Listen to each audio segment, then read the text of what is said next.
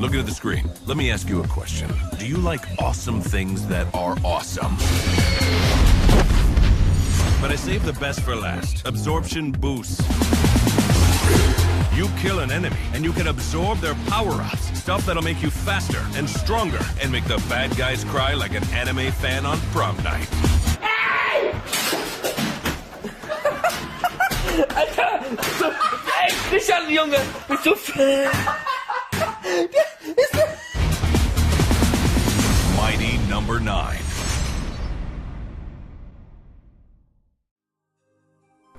Alright, and it is live. Greetings, ladies and gentlemen, and welcome to the most disappointing game ever made. The game that will make all anime fans cry on prom night, Mighty No.9. This game is... I played it for a little while, and I can honestly tell you that it was very disappointing. There was stuff in there that I really didn't like about it, but we'll get into all the questions at hand. I would like to introduce my round table of guests, starting with Mr. Bio Double Dom. Introduce yourself, good sir. Hey, how's it going? Yeah, this game. Yeah, this is when I think, you know, this is the point where you just question Inafune at all points in time. Like, I don't think he could ever come back from this. But Dom, this game is better than nothing. We'll bring that up later. We'll get to that. Alright, so I would like to introduce Mr. Brian Word. Introduce yourself, good sir. Good evening, ladies and gentlemen. I'm Brian Word, here officiating the funeral and burial of what is going to be the end of Mighty No.9's very, very short career. I'm sorry. I can't handle this. You got a tear in your eye over there, man? God, no. Alright, Pastor Brian. Alright, so I would like to introduce another one of the TCP's own, Mr. Daybreaker Rain. Introduce yourself, good sir. Hey, how's it going, guys? Daybreaker Rain here again on one of these. This is the first roast I think I'm part of. I missed the Umbrella roast, but yeah, I'm looking for. This is gonna be good. This is gonna be good. Oh, got yeah. a lot to say. I got a lot to say. Idea, man. So I would like to introduce Mr. Brandon. Introduce yourself, good sir. Douchebag Ken. Yeah, hello everybody. This is your senpai here. I gotta say, being a douchebag rocks. Okay, man. Don't take my thing, man.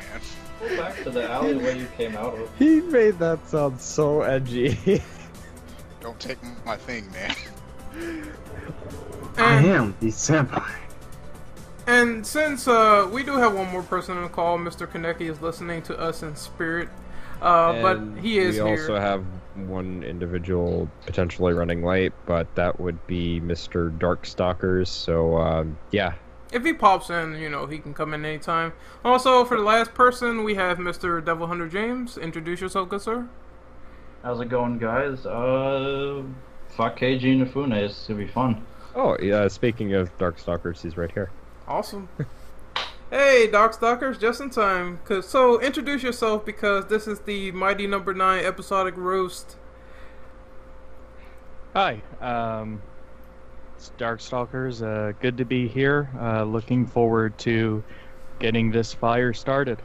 The fire Also, started. Dark, I added the document in the chat if you want to check it out. Nice. Our stalkers, the fire started. We're just waiting to make it worse. Yes. The fire rises. Let's burn the villages. We didn't start the fire. It Oh. was.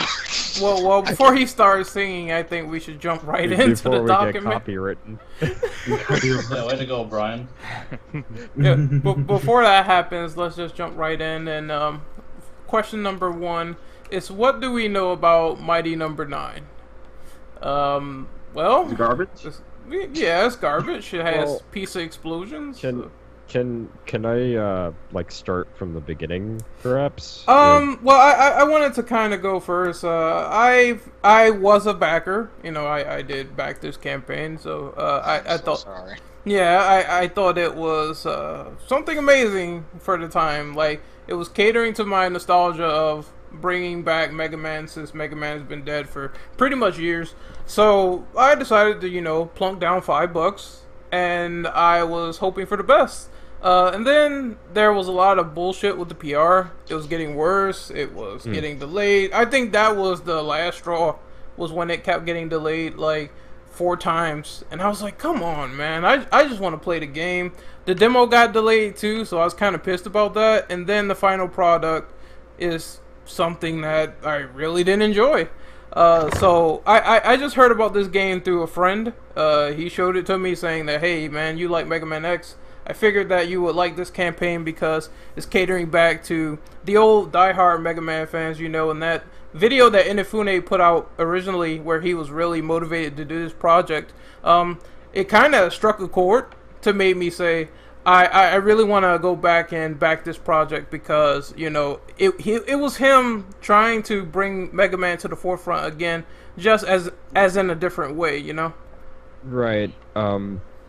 If you don't mind me kind of like just going on from here, because I kind of know a little bit about Mighty Number 9 myself.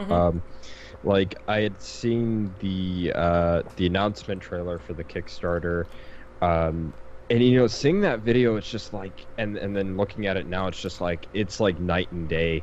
That video, he's just like, I feel like I was responsible for the cancellation of Mega Man Legends 3, and I feel like I let down myself and the fans.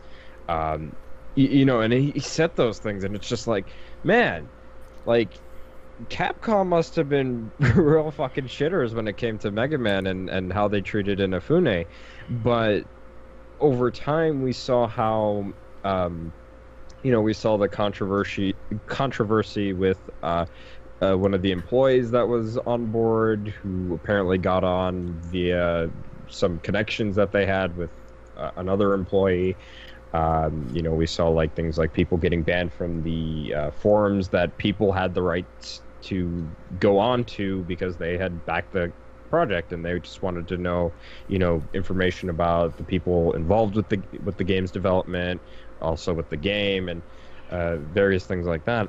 And then, like you were saying, Ren, it led into, after she was, fired from that team, it led into just delays after delays and delays. And how do you even delay a demo? It's like, and some of the things that they delayed the game for was like, oh, well, we're delaying it for online stuff, even though it's a single-player game. And then, recently, which I know we'll talk about a little bit more in depth later, they delayed the Xbox 360 version of the game on launch. Like, how do you even do that? So basically, as far as like Mighty Number 9 and how, or what I know about it, it's like it started out great.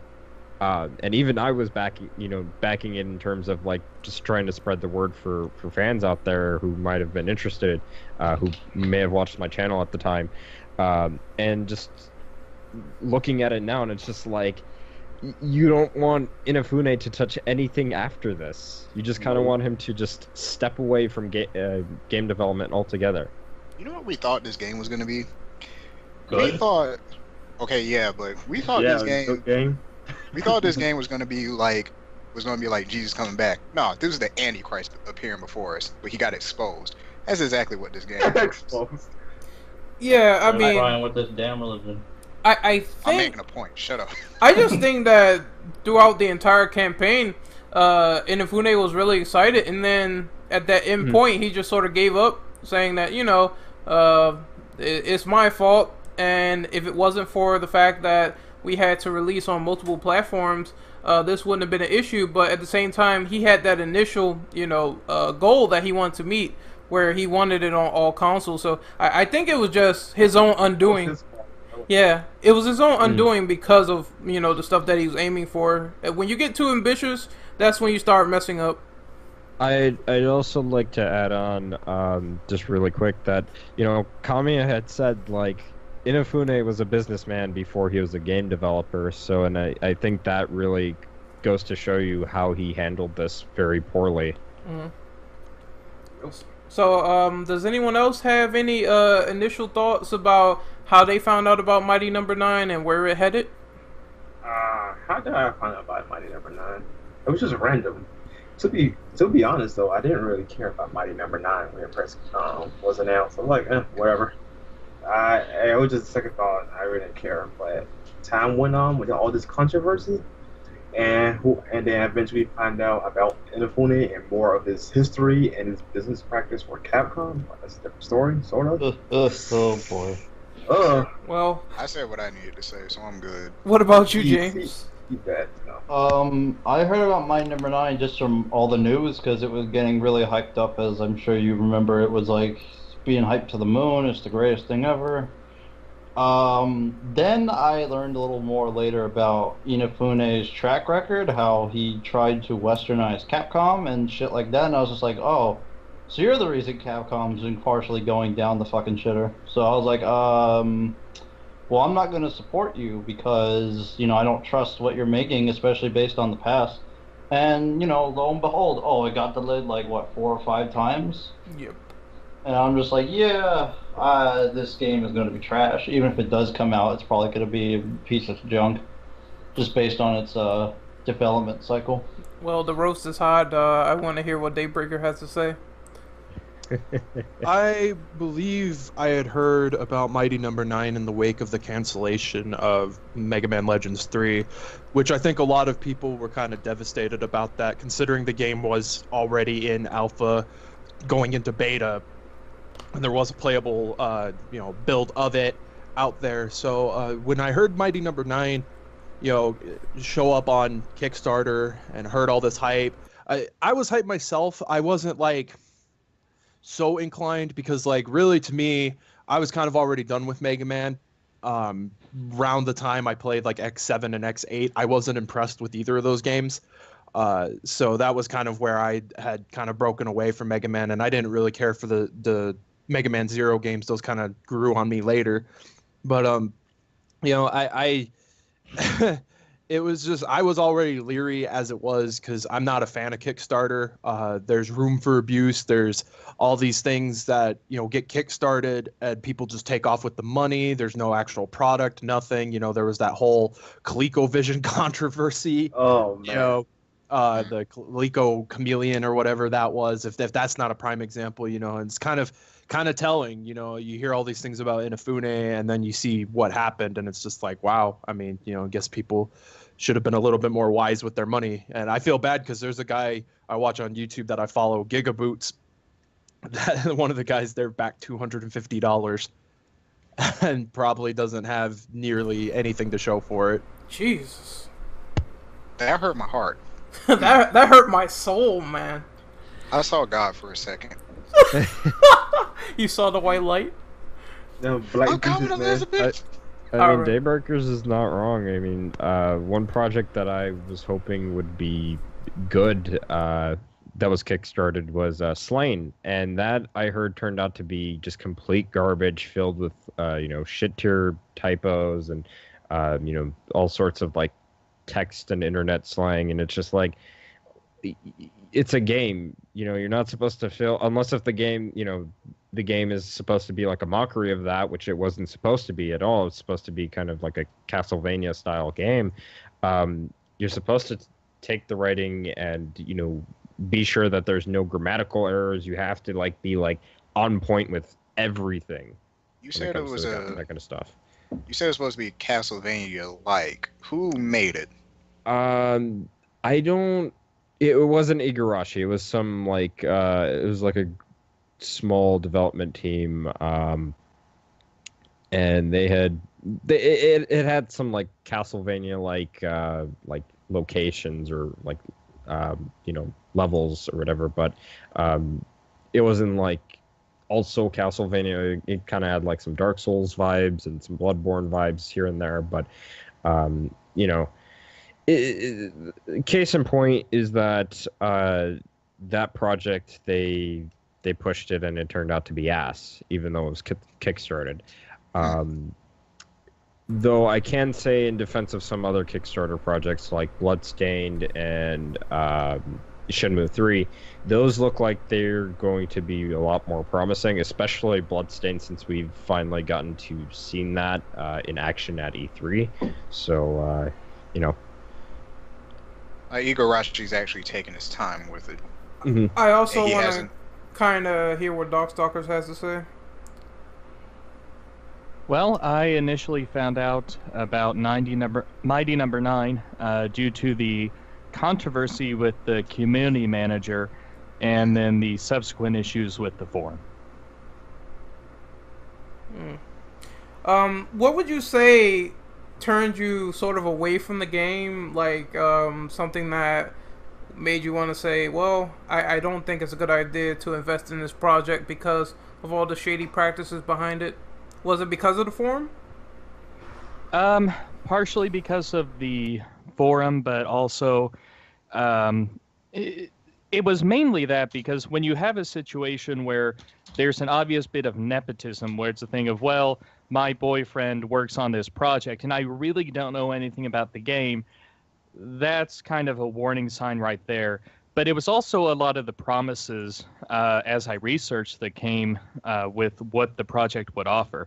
We're going to have a movie, we're going to have a sequel, we're going to have all these wonderful things, when it's a new idea, and it seemed to me as though it was almost a con in a way of saying, hey, you see this here, this thing you used to love? Well, I'm going to make something that's like this thing you used to love, but different, and more or less just taking advantage of people's nostalgia in order to more or less garner a lot of money for a product that would probably end up being subpar or not really meet expectations.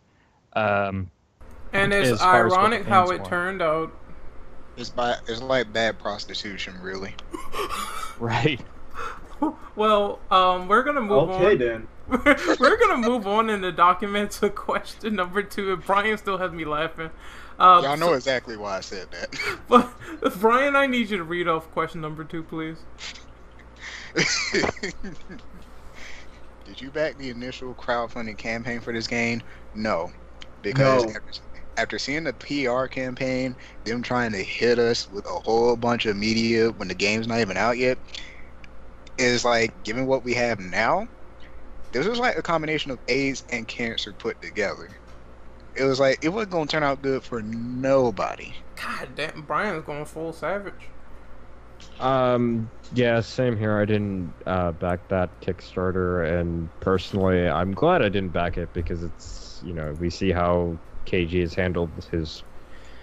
We see how KG likes to handle his money now. We know how he likes to, how he doesn't really do a lot of in-depth, background checks on some of the employees that he hires, and we just see how poorly he's handled, Mighty Number 9, and not to mention, like Brandon brought up, he was already ready to take people's money by like doing projects for like Red Ash, and he wants to do like live action movies and anime, which is ironic that they even insulted people about anime fans when the game was supposed to get an anime. It's like things like that. It's just like, I'm glad I didn't back that thing. Well, as I said in my intro, I backed it, but you know what? It was only $5 so Mr. Inafune, you can take that $5 and you can shove it in your ass. You shove it all in your ass because Rush hour. I'm not. Yeah, rush hour. I'm not going to back another project by him because I think this creates a consumer distrust between him and the consumer because he didn't deliver on the project that he was making. I ain't supporting him in general. Like, he's making that game Record on the Xbox One. I'm like, nope. Yeah, Record, well, that's another story because it's in the document, but it's something to take into account because you don't want to constantly support someone who keeps failing all the time. I think maybe out there in a few years' time, if he gets out of this businessman mentality, maybe he can create a good game, but as it stands now, he really didn't deliver up his promises, so he can keep his $5. I don't give a shit. As long as I go and buy something else with it, I'll go buy some hookers and some blackjack. I don't care. Don't you still want your $5 back from ORC? Well, that's another story entirely, so I'll let someone else go. Hey, you know what's funny though, and kind of ironic, sort of off topic, but Kamiya's game is also on Xbox One, so he gotta live with that as well. So it seems like they're going the route of, well, I mean, Inafune, he already kickstarted a lot of projects, but it seems like now they're doing some exclusives, so I wonder how that's going to turn out. Because Recore is exclusive to the Xbox One, right? And PC. Oh, okay. Well, we'll see. And by we'll see, I mean I'll put an eye patch on and you know what the deal is. Okay, Quantum Break. Also, I wasn't here. I had to use the bathroom. But what question are we up to? Number 2, did you back the initial crowdfunding campaign for Mighty Number 9? Oh, hell no. And that said everything we need to know. Like I said, based on his bad business practices, I didn't trust it, so I didn't back it either. What about everyone else? Did you back the campaign? I decided not to back the campaign, but a lot of that just comes from, I just, generally speaking, don't have a lot of trust or faith in crowdfunding projects. I'd rather just save my money and focus on getting a finished product when it comes out than to invest in something that may or may not happen and might feel as though it would be a waste of money. Yeah, I think personally, if you save, you get to see how the game shapes up before it comes out. So, as opposed to saying, well, I'm going to back this, but I have no idea how it's going to turn out or how it's going to be. It's all just dependent on how the development looks. And it seems like for Mighty Number 9, it took a lot of steps back when they tried to take a lot of steps forward. Wouldn't it also, just to kind of add on for like developers and just Kickstarters in general, wouldn't it also depend on the developer's track record? I know like for when it came to Shenmue 3, I was kind of a little bit more inclined to back it because Yu Suzuki has made a name for himself in the industry. He's made a lot of good games like Shenmue, Virtual Fighter. I can't recall anything else, but I know that his track record with those series is great, so I don't think that... I think that the track record does matter to some extent. Like, for Igarashi, he's made a lot of good games too. So I think that Bloodstain is going to turn out fantastic. So I would say to the effect that track record really matters. Mm-hmm. Yeah. What about you, Daybreaker? Did you back this project? I know it's going to be no. No, I did not, unfortunately. Well, I mean, guess fortunately for me because of how it came out. Much like what Darkstalkers was saying, I'm really leery about crowdfunding.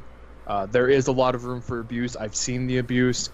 And there's just so much at stake. You know, you could be swindled for your money with all these false promises. So it's not my cup of tea. Yeah, I totally get that. So we're going to move on to question number 3, and I want James to read that off, please. Sure. What was your opinion of Keiji Inafune before and after some of the controversy for this game arose? I want to go first on this.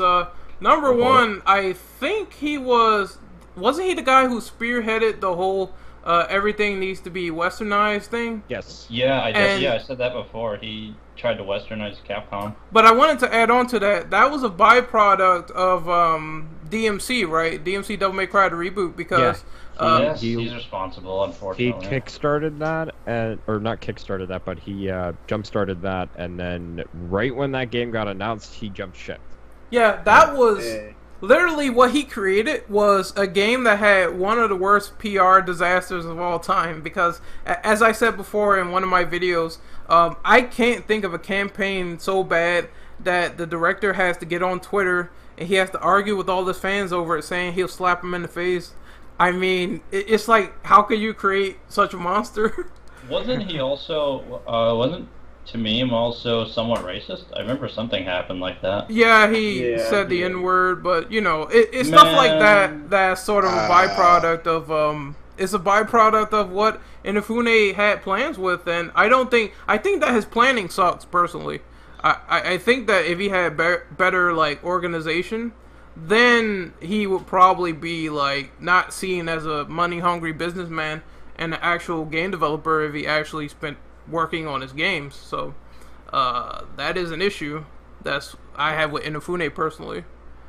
If you don't mind me going next. Go ahead. As far as the as far as like my opinion about him, like I didn't know about what Inafune had done until sometime after the fact, but I didn't really have an opinion on him. I just know that he was he was a director and a producer for like the Onimusha series, and that's a series that I absolutely love. But if you were to like say do a successor to that, I'd be like, hell no. Hell no, I have Neo. Neo is my actual Onimusha successor if I need anything, you know?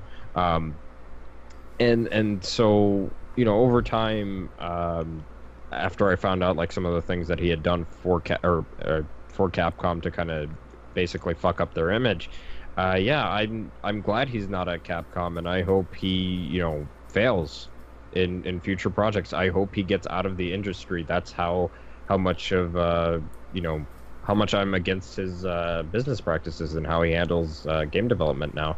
Hashtag bring back Alex Jones. Dude, I'm telling you, that we man still is need to shot know. dead.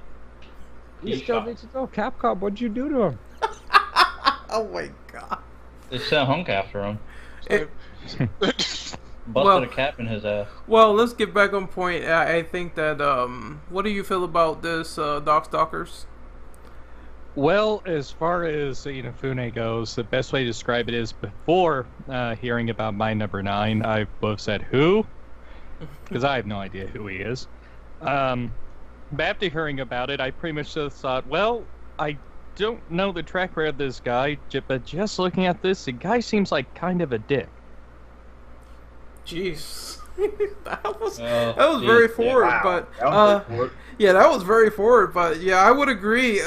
He's, you know, he's known for just supposedly taking these, you know, lavish ideas and running with them, as we sort of saw with his other campaigns, and the fact that Mighty Number 9 is definitely getting a supposed TV show and a sequel, but we'll get more into that later. What do you think about Mr. Inafune Daybreaker? I think he's ripped. I only knew about him prior for his work with Mega Man.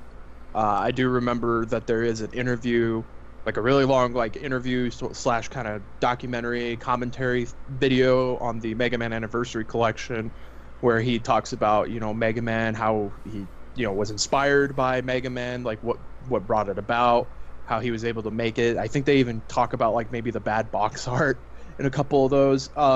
And one of the things that struck me was he had like, you know, countless sketchbooks of unused content for Mega Man characters that he created, you know, with no names or anything like that, but just potential that could have been, you know, in future Mega Man games. So as a creator, I think he has a really keen mind when it comes to innovation and like what he wants to create. Like, he's got creativity, but I don't think he executes it properly. I think he looks more at the business side of things, and I think he gets in over his head. And, you know, especially with the Mighty Number 9, the Red Ash controversy, I think that really is what is telling about him. I guess a good word would be he's not as passionate as some other people that you see now, like Igarashi, for example. That guy is mad passionate about making this successor to Castlevania the best it could be, and it's something that he didn't even have to do, but he went out and did it anyway because of the fans. It's stuff like that it's not just about the money, it's about the dedication, and if you don't have that, then it's likely that your project is going to suffer because of it. I also want to point out, because since we just brought up Igarashi, for Bloodstained, he's letting some of the content creators like Alpha Omega Sin, who had promoted that game via YouTube, right, to design weapons for the game.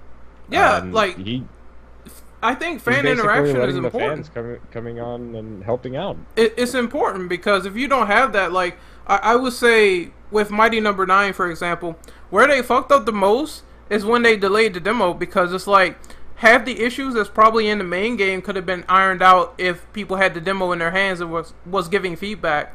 So it's like, how and why has this become something where people can't get their hands on it and play it and give their feedback, and you don't fix it in the end? Like, the play testing session has gone out of the window. So that is an issue. So Brian, what do you think of Mr. Inafune? At first, I thought this man was a saint. Now, this man can go screw himself with his own penis. Oh my god. Yeah. Oh. Because, I mean, like, okay, given the PR disaster, I'm just sitting here like, he had to have seen what was going on the whole time. But it's like this man was like an ostrich. It's like he just took a good look around. It's like, okay, nobody sees me. Just popped his head in the dirt with his butt up in the air. It's like, you can't see me. I'm not here. Wasn't he like Right. the main director of the project? Exactly. I don't see how he could like oversee all the problems with the game. That makes no sense, even though he takes full responsibility. But Well, I mean, he was kind of, busy making those Mario Maker levels. It had to be done. oh yeah, that was a thing too. Yeah. yeah, that was the thing. I mean, if he wasn't blowing off working on his fucking game, it wouldn't be garbage. I am going to blow off Mr. Miyamoto and not work on my game. A better game than mine. Please buy Mighty Number 9. And support Red Ash. What about you, Brandon? What do you think of Mr. Inafune? Well, beforehand, I had no idea who this guy was. I didn't know he even existed. He was like a ghost that couldn't get broke. Well, I wish he was broke, but that's besides the point. Damn. Afterwards, I still didn't care, but after watching videos over time, I get to know the guy better, and did my little more research on him, and I gotta say, he's a scumbag. It's like this man is the scrap concept art character. Yeah, he's Yes. bad box art Mega Man. Might as well be. But for question number 4, Mr. Brandon, could you read that off? No. Okay. Have you played the demo of the game? What are your thoughts on it? If you haven't played it, if there's anything you'd like to say based on what you've seen. I haven't played it, but I gotta say it looked like garbage. I played it. It's terrible, awful. It's like it wants to be Mega Man, but it doesn't have all the mechanics to be as He good doesn't have as Mega wall Man. jump. Yeah, he doesn't have the wall jump. No He- charge shot either, as No- far as I remember. Yeah, no charge shot. It's the iframes are weird. Like in Mega He Man. has no iframes. Yeah, in Mega Man, if you get hit, you have invincibility frames which you can use to your advantage. Like it'll give you a second to recover. This has no Yeah, it does recovery that. frames, so if you get hit and you're near a He gets ledge, stuck up. you get stun locked and you fall off. It's bullshit. It's Right. It's really lame, and the frame rate is kind of all over the place because in some parts it's really consistent, and in another parts it's like it goes down the toilet. So I don't know what they were thinking when they were making this game, but it's really not that great. They could have been on the toilet as they were making this game, and they got crap on their hands in more ways than one. I don't even want to know where Brian is going with these analogies. I really don't. Brian, all I take your know, poop fetish elsewhere. all I'm I just making know, a point. all I know is that when it came to like that particular build of Mighty Number 9, visually it looked better, and some people, from what I'm hearing now at least, are saying that build is arguably better than the actual game. That they're saying that, like Mighty Number 9, the official build of that game, is worse than the demo.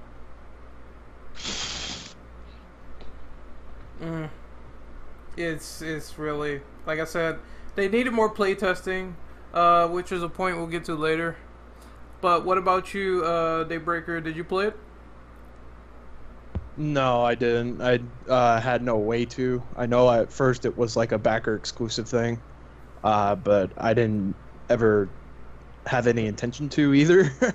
So I was kind of like more sitting on the fence, seeing what other people were saying about it. I wanted to see kind of where the development went. Mm-hmm. What about you, Dark? Unfortunately, I haven't had a chance to play it, but from what it sounds like, it sounds almost as though whatever build it was having that slowdown, that's something that probably should have been either probably taken care of more in the alpha testing than the beta, because I would think that's something that could be noticeably seen. Yeah, I don't think that even during those times they had a demo supposedly, and then it was like severely outdated, and then they had this sort of play test showing how the game was in development that looked better, which we'll get to later. But yeah, that's pretty bad. So I guess we can move on to question number 5. So, Mr. Daybreaker, could you read that off, please? Sure, no problem. Takuya Izu? Aizu? Is that how you I pronounce believe it? it's Takuya Aizu. Aizu. that's- Takuya Aizu, who once produced several Mega Man titles, has recently stated that he is not happy with the most recent Mighty No. 9 trailer. What is your take on this information? Well, I don't blame him. Oh yeah, after that was, backlash, yeah. This was in the specific trailer because some of the questions were made, earlier. This was in response to the trailer where they were like, and you can make all the villains cry like anime fans on prom night or some shit like that, right?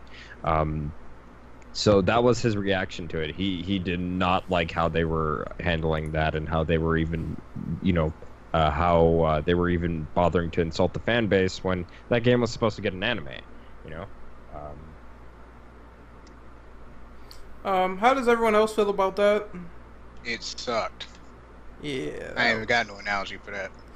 I really, all I have to say is, if you want to market your game and try to kill it before launch, that's the best way to do it.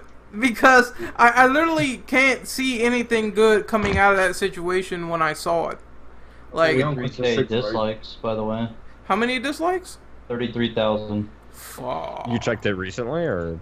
Yeah, most recent it's like 33 or 34,000 dislikes. And I bet all the comments are just tearing them a new asshole. They're making fun of them. This is question 6, right? Yep. No, wait, okay, question well, 5. We're on Question 5. Okay. Question 5. I just We crossed kind it of out. diverted into 6. My bad. They're related. It's cool. Oh well, yeah. I guess we can say that. Ooh. About them, see Dom already fucking it up. Yeah, but I guess you can say that we can tie this in because it kind of ties in anyway. Well, can I them ask mocking the something? fans. Yeah, go can I ahead. ask something on 6 first? Yeah, go. Him mocking the fans under the announcer actually reminds me of the Ghostbuster situation, where the director is mocking the people he's trying to get the movie to see the movie. Like he's making fun of geek culture, saying they suck or this and that. But It's not a good idea when you're making a movie trying to aim at that culture. I would like to add on and say that, and I'm sorry to interrupt, Ren, but I'd like to add on that that's kind of like how Capcom handled DMC. They had some That was a fucking arrogant disaster. developer come out and just constantly mocking the fans and having interviewers and all these other people just mocking the fans because they didn't like the direction that they were taking the game into. And that's kind of the same thing. It's like, why would you mock especially backers who might be potentially anime fans when you know that your game is supposed to have an anime anyway? Can I jump on that? Mhm. Okay, so I know this is slightly unrelated with the whole DMC thing that happened, but I never understood why a developer who doesn't have an impressive track record or anything worthy to speak of should be talking shit and acting like they're the best around when they don't have anything. What is companies like Ninja Theory or Concept done that they think they are on the high ground to talk shit to people and say, we're great? Man, go away. You're talking about Ninja another Gaiden game. Yaiba? Yeah. Yaiba was Dude, Yaiba Yaiba was the for DMC that. of Ninja Gaiden, yeah. And Don't play wasn't it. that also developed by Concept? It was Yes. developed by KG, I think, wasn't it? Yeah, KG has some Concept had a hand in it. And Wow. go figure, it sucks ass. So that's my point is, where do people like Tamim or KG or all these other assholes directors get off saying, well, you suck, our game is going to be great? Like, what? How? Where's your confidence coming from? You don't have a track record James worth a Gunn. damn. I think that in this case, the mistake that they made, you can get away with that if you do it the right way. I think if they had in-game maybe they could have had a level or something in there that alluded to the original Mega Man games or that style of play. Instead, a blaster rifle, who uses something as lame as this? And then, kind of a fun, haha, just poke fun at ourselves a little in being conscious of what we are.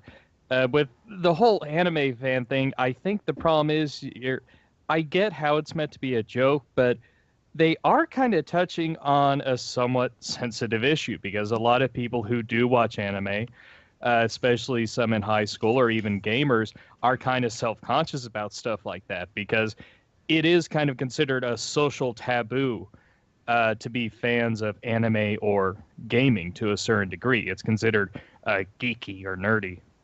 Yeah, at least in the West. Can I say something about geek culture or whatever? Now, we all know the mainstream stereotypes, whatever. They suck anyway, and a lot of people who make them don't really know a thing about geek culture, especially if they're mainstream. But when I look at some of the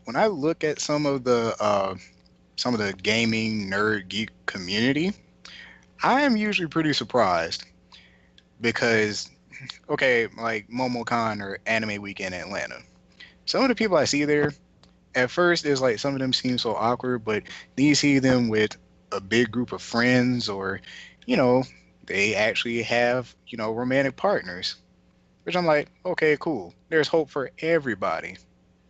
It's like, granted, there's relatively few people you hear about and you start to question some things, but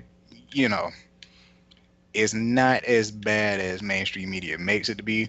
Mm-hmm. But sometimes you do wonder.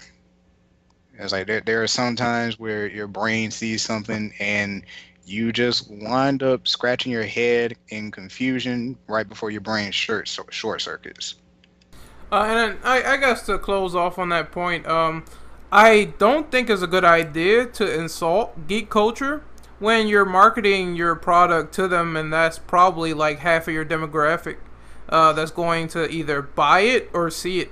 So basically, you're putting yourself in a pine box, Yep. and that's not really good. So them saying, "Oh, well, you're gonna cry like an anime fan on prom night," well, the anime fans are gonna give a big fuck you and say they aren't gonna buy your product. That's just how people are. It's like some people are just kind of knee jerk to their reaction.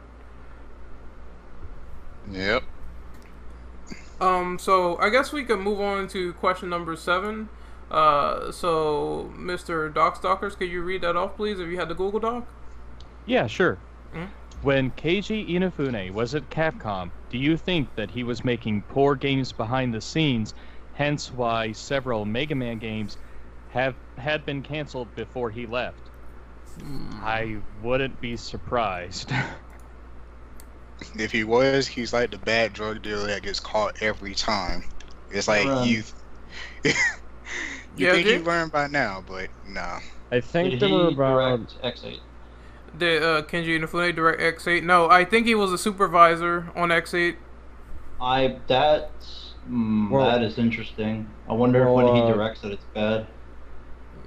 Well, to go with the question, from my understanding, we had, of course, Legends 3 that was canceled, but there was also another Mega Man project that was supposed to play like the Metroid Prime games, and Mega Man wasn't even supposed to like have his face showing. It was just supposed to be like really like robotic, and he kind of looked like Iron Man from what some people have told me. Are you talking about that game where it was like a drastic change in design?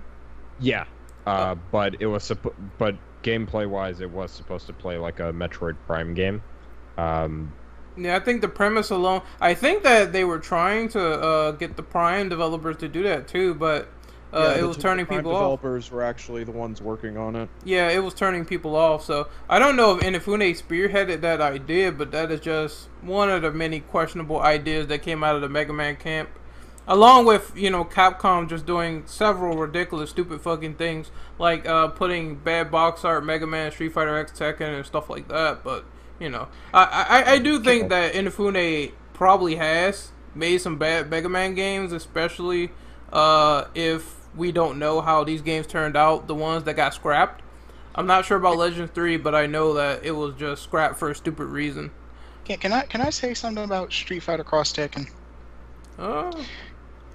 Man, the guy that the Mega Man they put in that game, that wasn't Mega Man. That was his fat, drunken cousin. I'm actually playing that right now. But yeah, Fat drunken cousin? it leads into Street Fighter Tekken right now. the rest leads into a question that I want to answer later on. So I'm just gonna hold my tongue and let everyone else sort of get their word in edgewise. So what do you think about question? Which question were we on again? Number 7. We were on 7. Did James go? Yeah, I think you did. Yeah, I did. Okay. I was just gonna say one last thing though. Other than just knowing about those 2 projects that were canceled, I think that Inafune was probably making poor decisions, and that's why they had been canceled. Although I know that when it came to Legends 3, the fans were being blamed for it for whatever reason, even though they had no fault in it whatsoever. Yeah, that's exactly why I said it was canceled for a stupid reason. But the rest of the projects, and the fact that we never got a demo for Legends 3 it's really puzzling, because it's the same sort of scenario with Mighty Number 9 and how the demo got kind of canned, and it came out like way later. So did anyone else want to take question number 7, or we're good? We're good. Well, Okay. I'm good. Okay, so I'm going to read off number 8. With the announcement of Red Ash, the anime to Mighty Number 9, and the full-length feature film to Mighty Number 9, how do you think this has made Concept look after all these controversies? Not Greedy. good. Greedy and just downright pretty much unapologetic to just dishing out their content properly. Because You guys, how I was just gonna say real quick, how in the hell during this whole campaign Mighty Number 9 gets a movie, sequel, anime, all this shit, and it was during the time where we didn't even barely know about it. Technically, Red Ash is a Legend-style spin-off. So do you think he was just catering to the people who liked Legends 3? Because that's still coming out. Supposedly, Red Ash. Yeah, I think so, but here's what I'll say. I think that maybe that was to cater to those Legends fans, because they might have wanted to see Legends finally conclude or just have a continuation, and that would have been the best way to do it. However, the timing was so bad. It was so bad because it was like fans just wanted to play the initial game, and you're already coming out with a spin-off for it, and they don't even know if they're gonna like the first game within a potential new series. All I know when it came to Red Ash is that nobody backed it. Maybe a few handful of people did, but the rest was actually backed by investors, kind of like how Shaq Fu 2 was backed by investors that were looking to see that happen. Man, all you people on the board, you deserve to be slapped. you guys know how earlier I said it was like bad prostitution? Oh god. It wasn't just bad prostitution, it was bad prostitution and a prostitution sting. Like, they just tried to let out every single trap they could to get in everybody. And then it was like the minute it got exposed, then everybody's trying to claim innocence. So It's like, I didn't do it. So they blew the hookers to Kingdom Come? Pretty much. Damn. I'm sorry. Go ahead, Dark. I think that what might have happened in this case is, if you really think about it, the announcement of a movie or film or an anime would come because of a confirmation of popularity. I think one of two things had happened. Either they knew that this project was going to get a lot of money, and they had no idea to what realistically offer backers that would justify that kind of money being given to them, or it's a situation where they did see the business potential, a very logical business potential of, okay, if a lot of people donate to this, we have a confirmation that this will be popular. Therefore, we should be safe to go ahead and continue with this particular idea and continue to profit from it.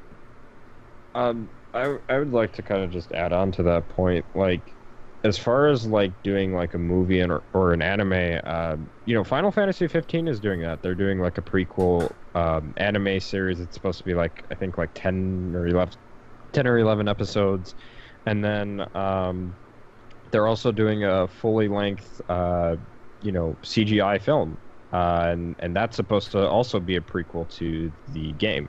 Man, Reaper's gonna cream his pants. It's like things like that. It's like, okay, that's fine. If you were gonna say like, hey, for you backers, you guys get to like see this anime or see this movie before anybody else. You guys will have like exclusive access to it because you helped back this and make this a possible thing. But they didn't do that. No, they did it once. They were like, yeah, we're gonna do all of this. The game isn't even out yet, and this is just supposed to like not even be like anything related to the game itself. It's just going to be its own standalone thing. So to sum it up, basically what you're saying is they should have made all this stuff an incentive instead of just shoehorning it down our throats. Yes. And as far as like Red Ash is concerned, it's like I said earlier, they should have waited until either they should have went forward with Red Ash first, or they should have waited until Mighty Number 9 came out and then see if like fans would want a successor to the Legend series. For the record, that's not a shoehorn going down the throats. Well, basically I'll say like it's sort of being a dead body, which is Beck's dead body, and you have to swallow it. Something like that, I don't know. Nobody here is into cannibalism, man. Brandon is. Moving on. Look. Mega Man just took Beck's powers and then he's like, these are shit, and then threw them in the trash can. Okay, to put it in better terms. Well, I'd say that's what we call regurgitation. We were talking shit about you, man, but about that, I would say a better way to describe it is Norman Reedus is hugging on that Beck toy that he has in that Photoshop I gave concept. So, no, that's KG Inafune. Now, KG Inafune sees everybody's reaction. He's sitting in the corner in his room. It's like, I'm hugging Mr. Bear. I haven't a care. Yeah, but moving on, I guess we can move on to number 9, which I want Dom to take. This is about the survey. Cool. Yeah, and this is actually I'm gonna talk a little bit about this after I'm done reading this question. So because I do want to stress something, but if a new Mega Man was announced by Capcom, do you think backers, which, at the time when I wrote this, this was before the game came out, but, backers can still float over to there. Do you think backers would flock over to Capcom and just completely forget about Mighty Number 9? To add on, recently, Yacht Club Games, the developers of Shovel Knight, said that they are interested in making several different IPs, and Mega Man was one of the titles among the list and poll. How do you think fans would react to this if they were working on a new Mega Man? First off, I just want to say I did run a poll earlier today, and so far I've seen people either saying that they are willing enough to give them a shot, if not, indefinite, like they have to do it, As far as the poll itself, for those of you that are interested in voting, and especially if you're Mega Man fans and you want to see them actually take on that kind of project, it will be in the description down below. So please, by all means, let them know that you want a Mega Man game done by them. So that out of the way, I will say that, I think that, backers would flock over to Capcom. And say if Yacht Club Games did actually take on the helm to do a Mega Man game, I think people would be willing enough to give them a shot just based on the poll that I ran earlier today. Real quick, I guess I want to kind of give my opinion. I think that it'll be the perfect time for them to capitalize on this because Mighty Number 9 failed, so it's the perfect time to try to bring back Mega Man. Yacht Club Games, they worked on Shovel Knight, right? Yes, correct. I heard Shovel Knight was really good, so I haven't played it, but I heard it was really, really great. So I think that if they manage to get them, it'll be in good hands. It just depends on how they go about it. But if they did a good job on Shovel Knight, then I think that it could be something spectacular. Especially if Capcom just doesn't have the time to really work on all their IPs, they could just simply outsource it to good developers this time around instead of just stuff like Ninja Theory or things like that. Look for people that has a good track record, and eventually they'll have a good product. I also want to bring this up really quick. So here are the results out of 10 people that had voted and taken the time to take a look at this poll. 40% had said yes, they would want Yacht Club Games to take the helm and work on Mega Man.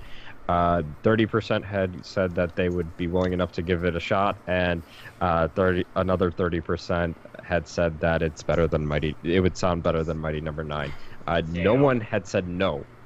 So people, based on those 10 votes at least, people would be interested in it. Of course, if I ran a poll for X amount of days, I only did it because I wanted to see before we did this discussion. If people were to get about like 7 days and I had more votes, and I'm sure I would see various different results, but so far it seems like yes, people would want to see this happen. Well, if there was an option, I would say no one would probably want the option to have Inafune get Mega Man back. No one.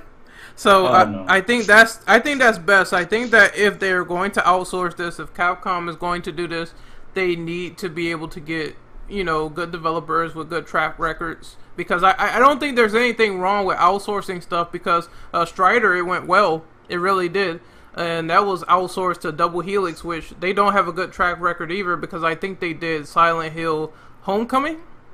So yeah, but they took a shot in the dark and it worked. So on a good developer, I think it'll be righteous and good. Yeah. So as far as like seeing another developer take the helm, yeah, if people want to see it happen, I say Capcom should take a shot with them and see how that turns out, because if they make a really good Mega Man game, this could potentially mean that Capcom could work with them in the future. And I know Capcom has said that they didn't want to outsource or anything like that, but that doesn't mean that they can't take a shot with another developer, a better developer with that could have a better track record than some of the other developers that they had brought on before in the past when it came to collaborations and outsourcing. Yeah, because I think that personally, to end off this point, I think that the only way to find good talent and good resources is to work together with other people. Because I noticed today, this is a little bit off topic, but Insomniac said something to the effect that they gave their code to Naughty Dog at times, and then Naughty Dog would do the same, vice versa. So it's always good to work with people, because you never know what you're going to create in terms of it helping you in the long run. So if it helps you in the long run, I think Capcom should go for it. It's an opportunity. But yeah, if this happens, it'll be really good for the IP coming back. So what do you think? Daybreaker or anybody else have any opinions? Because I know Daybreaker hadn't really spoken all that much. The last I actually just wanted to bring up that there was actually some sort of almost a conspiracy theory, if you will, that the reason Mighty Number 9 was going to have such a bad reception was to basically get, like, it was basically a ploy by Capcom telling Inafune to more or less bomb the game, make it shit, so Capcom can bring people back to their market, because we do know that Capcom is not really on the best track record right now. So it's kind of funny that people are kind of like, oh yeah, if Capcom brought it back, if this company made it, we'd be all for it. It almost is kind of telling, because it's like creepy. Maybe that's what they wanted altogether. So hashtag Capcom Gate confirmed. That's just that's just my 2 cents on it. And that was something that I had heard being thrown around. Yeah, they seem like they want to get back on track, but it's still that sort of cautious optimism because they're taking some of their new projects in bold new directions for better or for worse. So, I mean, it's a good opportunity. I don't think that completely they should have got rid of outsourcing because Ninja Theory fucked it up. There are good developers with good track records, like Dom said. Mm-hmm. And you know, to just elaborate a little bit on that point too, it's just like new developers and new development teams come up and they could make something very successful, and that could, you know, also give them a chance to work on other projects, bigger projects than what they've worked on before. Yes. So I guess we can move on to the next one, which is number 10, right? So I guess I could read that off. How do you feel about the 2014 build of the game somehow looking better than the 2016 build of Mighty Number 9? Well, Can I go first? Go ahead. Okay, go ahead.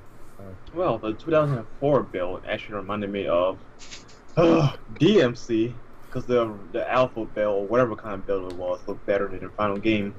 The issue is the graphics. It's like ingrained in my brain how bad they are compared to how they looked in 2014. You don't like those Cheetos explosions? No, dude, it's like it's some weird blur to it as well. Like it wasn't really fixed well for the current version. And like I said, we saw a video from Digital Foundry not too long ago talking about the reflections making the game slower, and there's some slowdown in a lot of sections when there's explosions. So I don't understand what went wrong. It was reflections and real-time lighting apparently they used, which made the game stutter down 20 frames. Yeah, and that's not good. Xbox One is slightly better than PS4. I don't know why they thought real-time lighting would work. You don't need it. The game is fuck. Right. I want to add on to Brandon's point, you know, like, because I was actually going to bring up the same thing.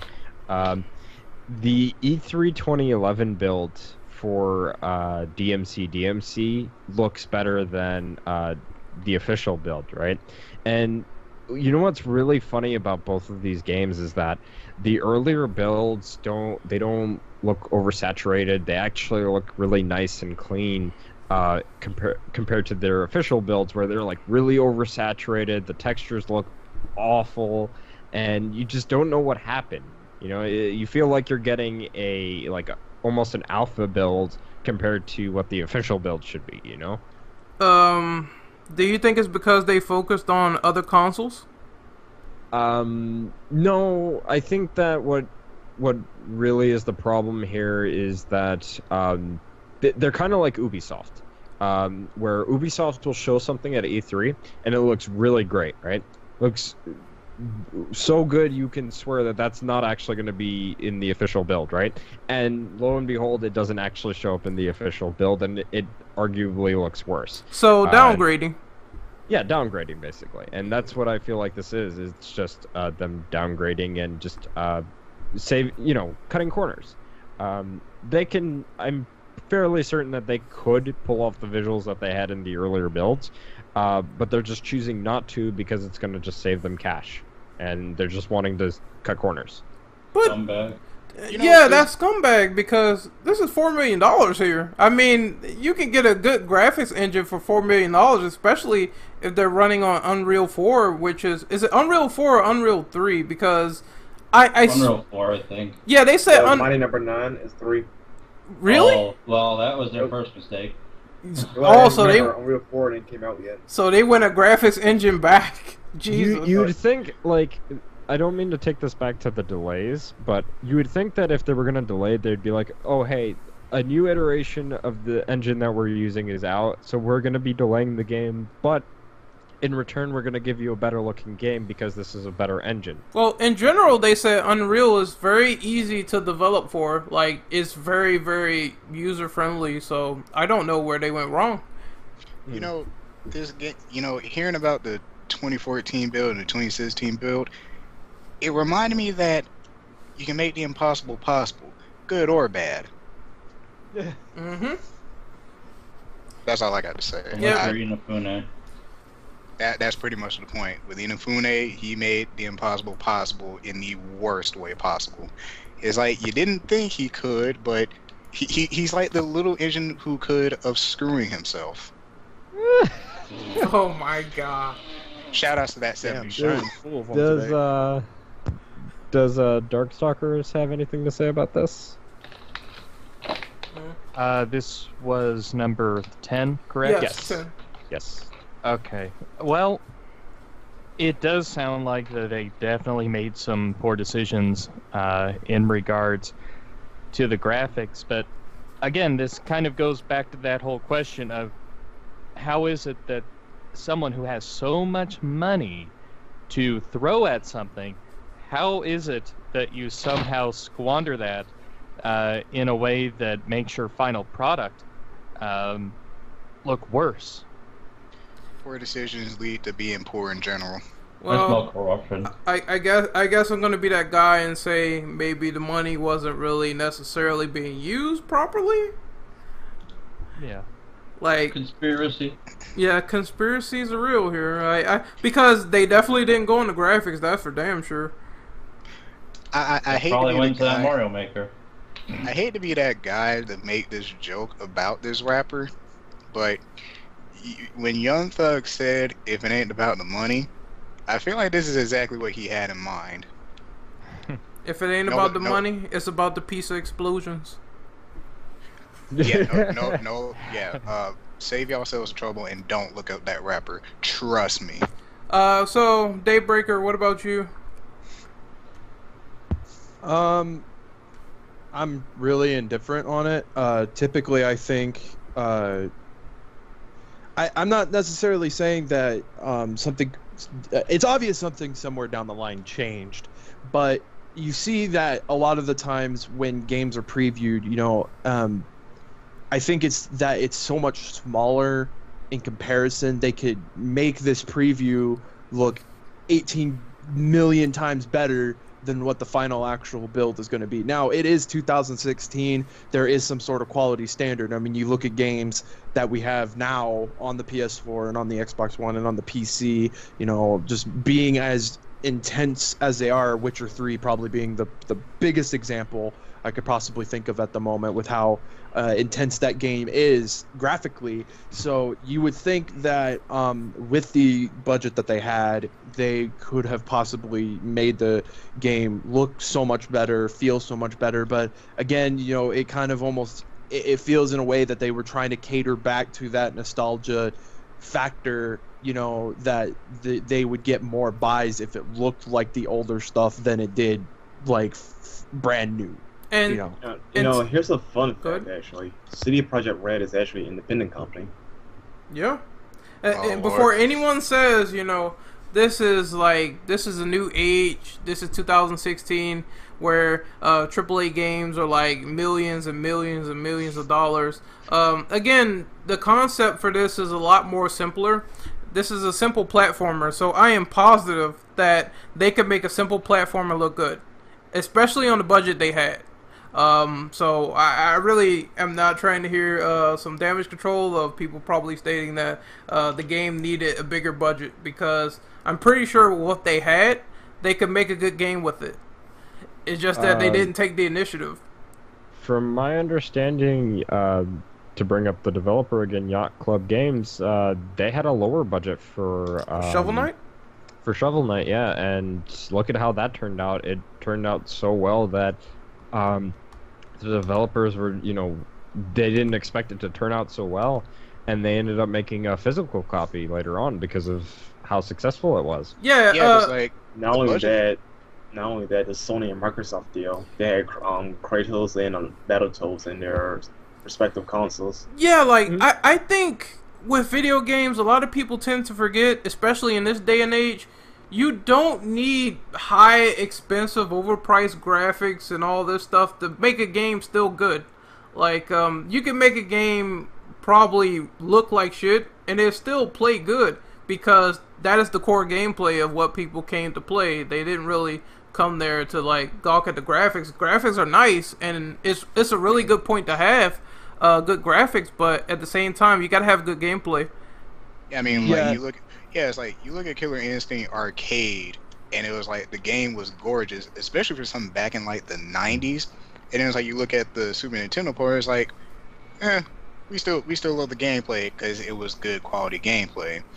And it's like Killer Instinct now is like, yeah, it looks pretty, but you know the gameplay is not what it was. It's like if you're playing with somebody else or even by yourself, you can get something out of it, but not the way you did with the original. Yeah, so my end point is just you can make a game on anything, especially if it's a platformer, and you could try to make it to the best of your ability. And once again, with the money they had, I don't think they couldn't have got good graphics for what they were going for, especially in their 2014 build. So well, yeah, and I want to interject too. You know, to me personally, there's no excuse for the game to, I mean, again, unless catering to that nostalgia factor, with the budget that they had, there's no excuse for a game of the scale of Mighty Number 9 to not look substantially better. I mean, this isn't The Witcher 3. This isn't an Assassin's Creed. This isn't, you know, a Bethesda game like Skyrim. You know, the game is not meant to be incredibly open-ended, open world. It's linear. Know, so it's straight up linear. So you can look at a game like Little Big Planet, and you see what they did there, and I'm sure that the budget was not the budget might have been bigger. It was a AAA game, but it's like it still looks good even in the premise of it being a platformer, and there's still, you know, thousands upon thousands of things with content, you know, especially with the creative mode. So it's like, to me, honestly, there's no excuse. The game could have looked better, but it feels half-assed. Yeah. And, you know, it kind of goes back to that point, just to kind of wrap things up here. It kind of goes back to that point, like, if they were going to delay the game, you know, just to upgrade their engine from Unreal 3 to Unreal 4, that would make a lot of sense to delay it, but they didn't do that. They just kept delaying it for things that were very unnecessary, like online. So, you know, visuals do matter to some extent, especially if it means that the game is not going to look like it was when advertised it.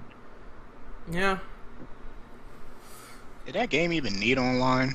No. You don't do anything online. There's no online anything. It was just for, I think it was for like leaderboards, but that shit could have waited for a patch. You could have patched that in. Well, before we move on to the next question, I think they wanted to put in co-op. I'm not sure if they made that incentive or not to put in the co-op with Beck and Call, but supposedly they wanted to do that. Now I think it didn't make its goal, so it didn't get implemented, so I think they have leaderboards, but I'm not sure. Either way, though, it's really not that much of an excuse because they delayed the game 4 times as it is, so yeah. Hey, Rand, is there a question about the secondary playable character? No, there is not, but if you want to interject, you can take the floor. Yeah, I'll do it before noise start happening. Freaking Call is really annoying. She's like the worst second playable character in history. I'm not kidding. She's like the watered down version of Beck, and she won't shut up. Every time she moves, she's like jumping, crawling, shooting, whatever. It's annoying. If you don't believe me, go look up gameplay of Call. If you feel like doing it right now, it's horrible. She's horrible. They did it on purpose.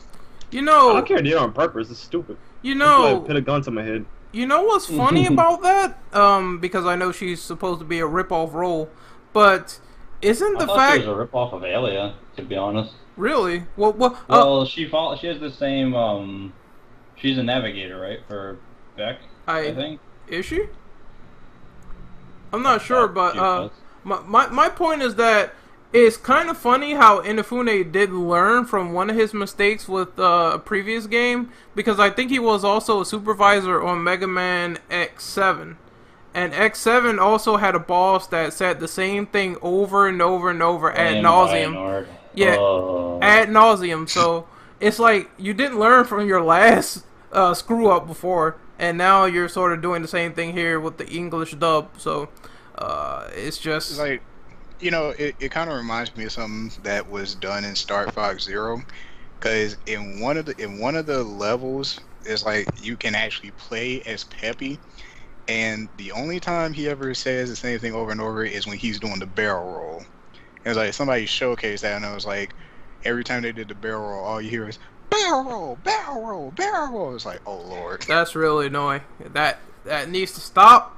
Needs to stop. Not even a barrel roll, damn it. So let's move on to question number 11. Mr. Dom, could you read off that, please? Yes. What do you think about Keiji Inafune saying that all of the game's problems were his own?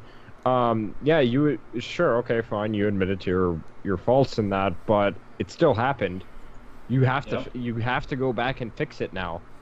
Let me give y'all a prime example of what exactly his response sounds and looks like.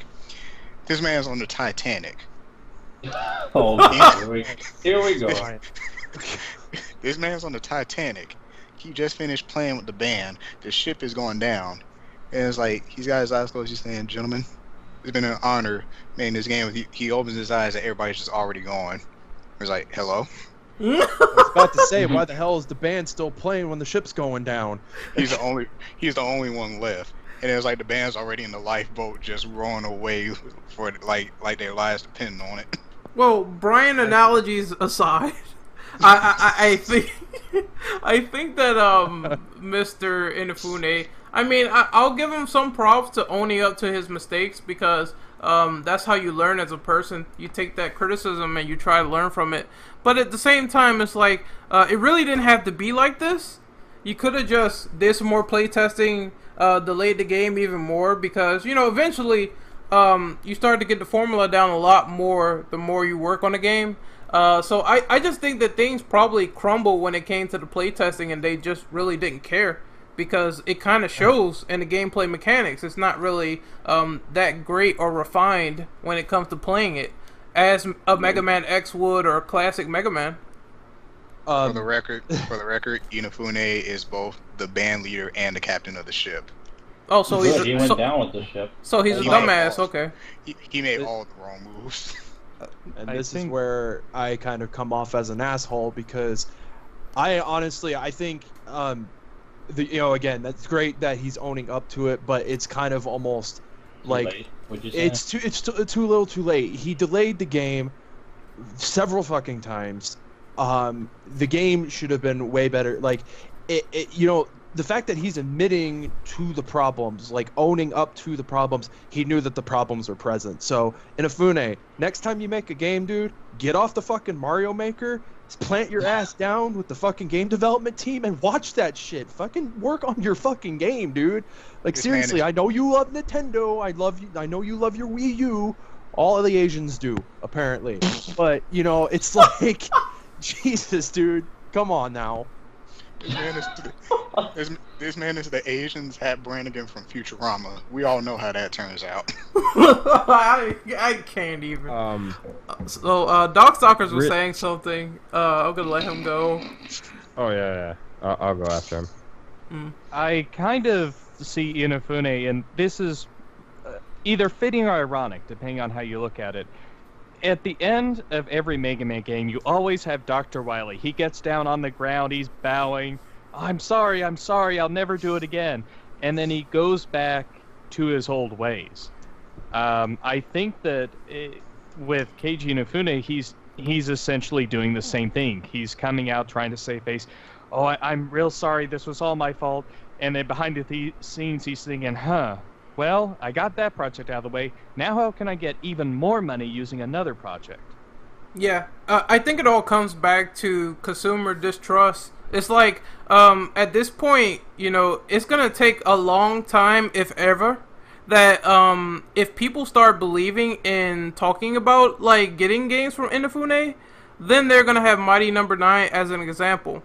So they're going to say, like, well, this game was horrible. Why am I going to believe what Inafune says at this rate? And especially 10 years down the line, let's say there's a better platformer that everyone jumps on, and he has to really prove himself in the market, because there's going to be something better out there. They're going to make another sequel to Azure Striker Gunvolt. So, yeah, it's like you have to prove yourself to other developers doing it better, and there's going to be a bigger market, probably. So, there's always stuff like that to take into account. I just want to add on to one point that Daybreaker was making as far as like the delays go. Like, I think part of the problem that he was having was that he kept making like a release date, right? And that was one of the biggest problems to do. Like, take a look at like someone like Hideo Kojima, for example. Every time he announces a new game, he doesn't give a specific release date. He just says expected around this year, right? He takes his time. And he tries to take his time as much as possible. Of course, that didn't really pan out for Metal Gear Solid 5, but for the most part, he takes his time. If the game has to take 3 years, it takes 3 years, but at least he doesn't make like, oh yeah, it's going to be definitely coming out on this particular date. Oh, no, we're going to push it back, and it's going to come out on this date. But we're going to push it back again, and it's going to come out on this date. Only to push it back again, and it's going to come out on this date. And now the 360 version is going to come out on a later date, but we're not going to tell you that until the game comes out. And that pisses off the consumer, unfortunately. So then you start getting in situations where when it comes to your games, people are going to start having buyer's remorse if it's always bad. So that's another thing to take into account. So, did Brandon go yet? Douchebag Ken is asleep. Alright, so we're going to move on to number 12, and I want James to read that off. Alright. What did you think of the quote, "It's better than nothing," despite the large number of errors the game had for launch? That sounded like the lamest excuse on the goddamn planet. Well, what kind of developer says that? It's better than nothing. I want to clarify something. Apparently that news has been updated. It was apparently all the opinion of the translator that was with Keiji Inafune at the time. Hey man, I'm giving myself a hand job. It's better than nothing. It's not real sex. That's a problem. You can't just say you can't. So he basically, I don't know, took his own liberty in saying what he thought Inafune said. No, it was all his opinion. All of his opinion. That was all the translator's opinion. Yeah, so what kind of idiot? Oh my god. Well, I would say, Inafune was right in his face, just sitting there, and he let him say it. Like, I don't know if he can understand English, but I would have took that man out the back and I would have pimp slapped him because that's not good. That phrase is what you say after bad sex. Oh my god. But yeah, you can't say it's better than nothing because people were really looking forward to your game. You could have improved it a lot, and you saying it's better than nothing is like saying it's okay to release a glitchy piece of shit.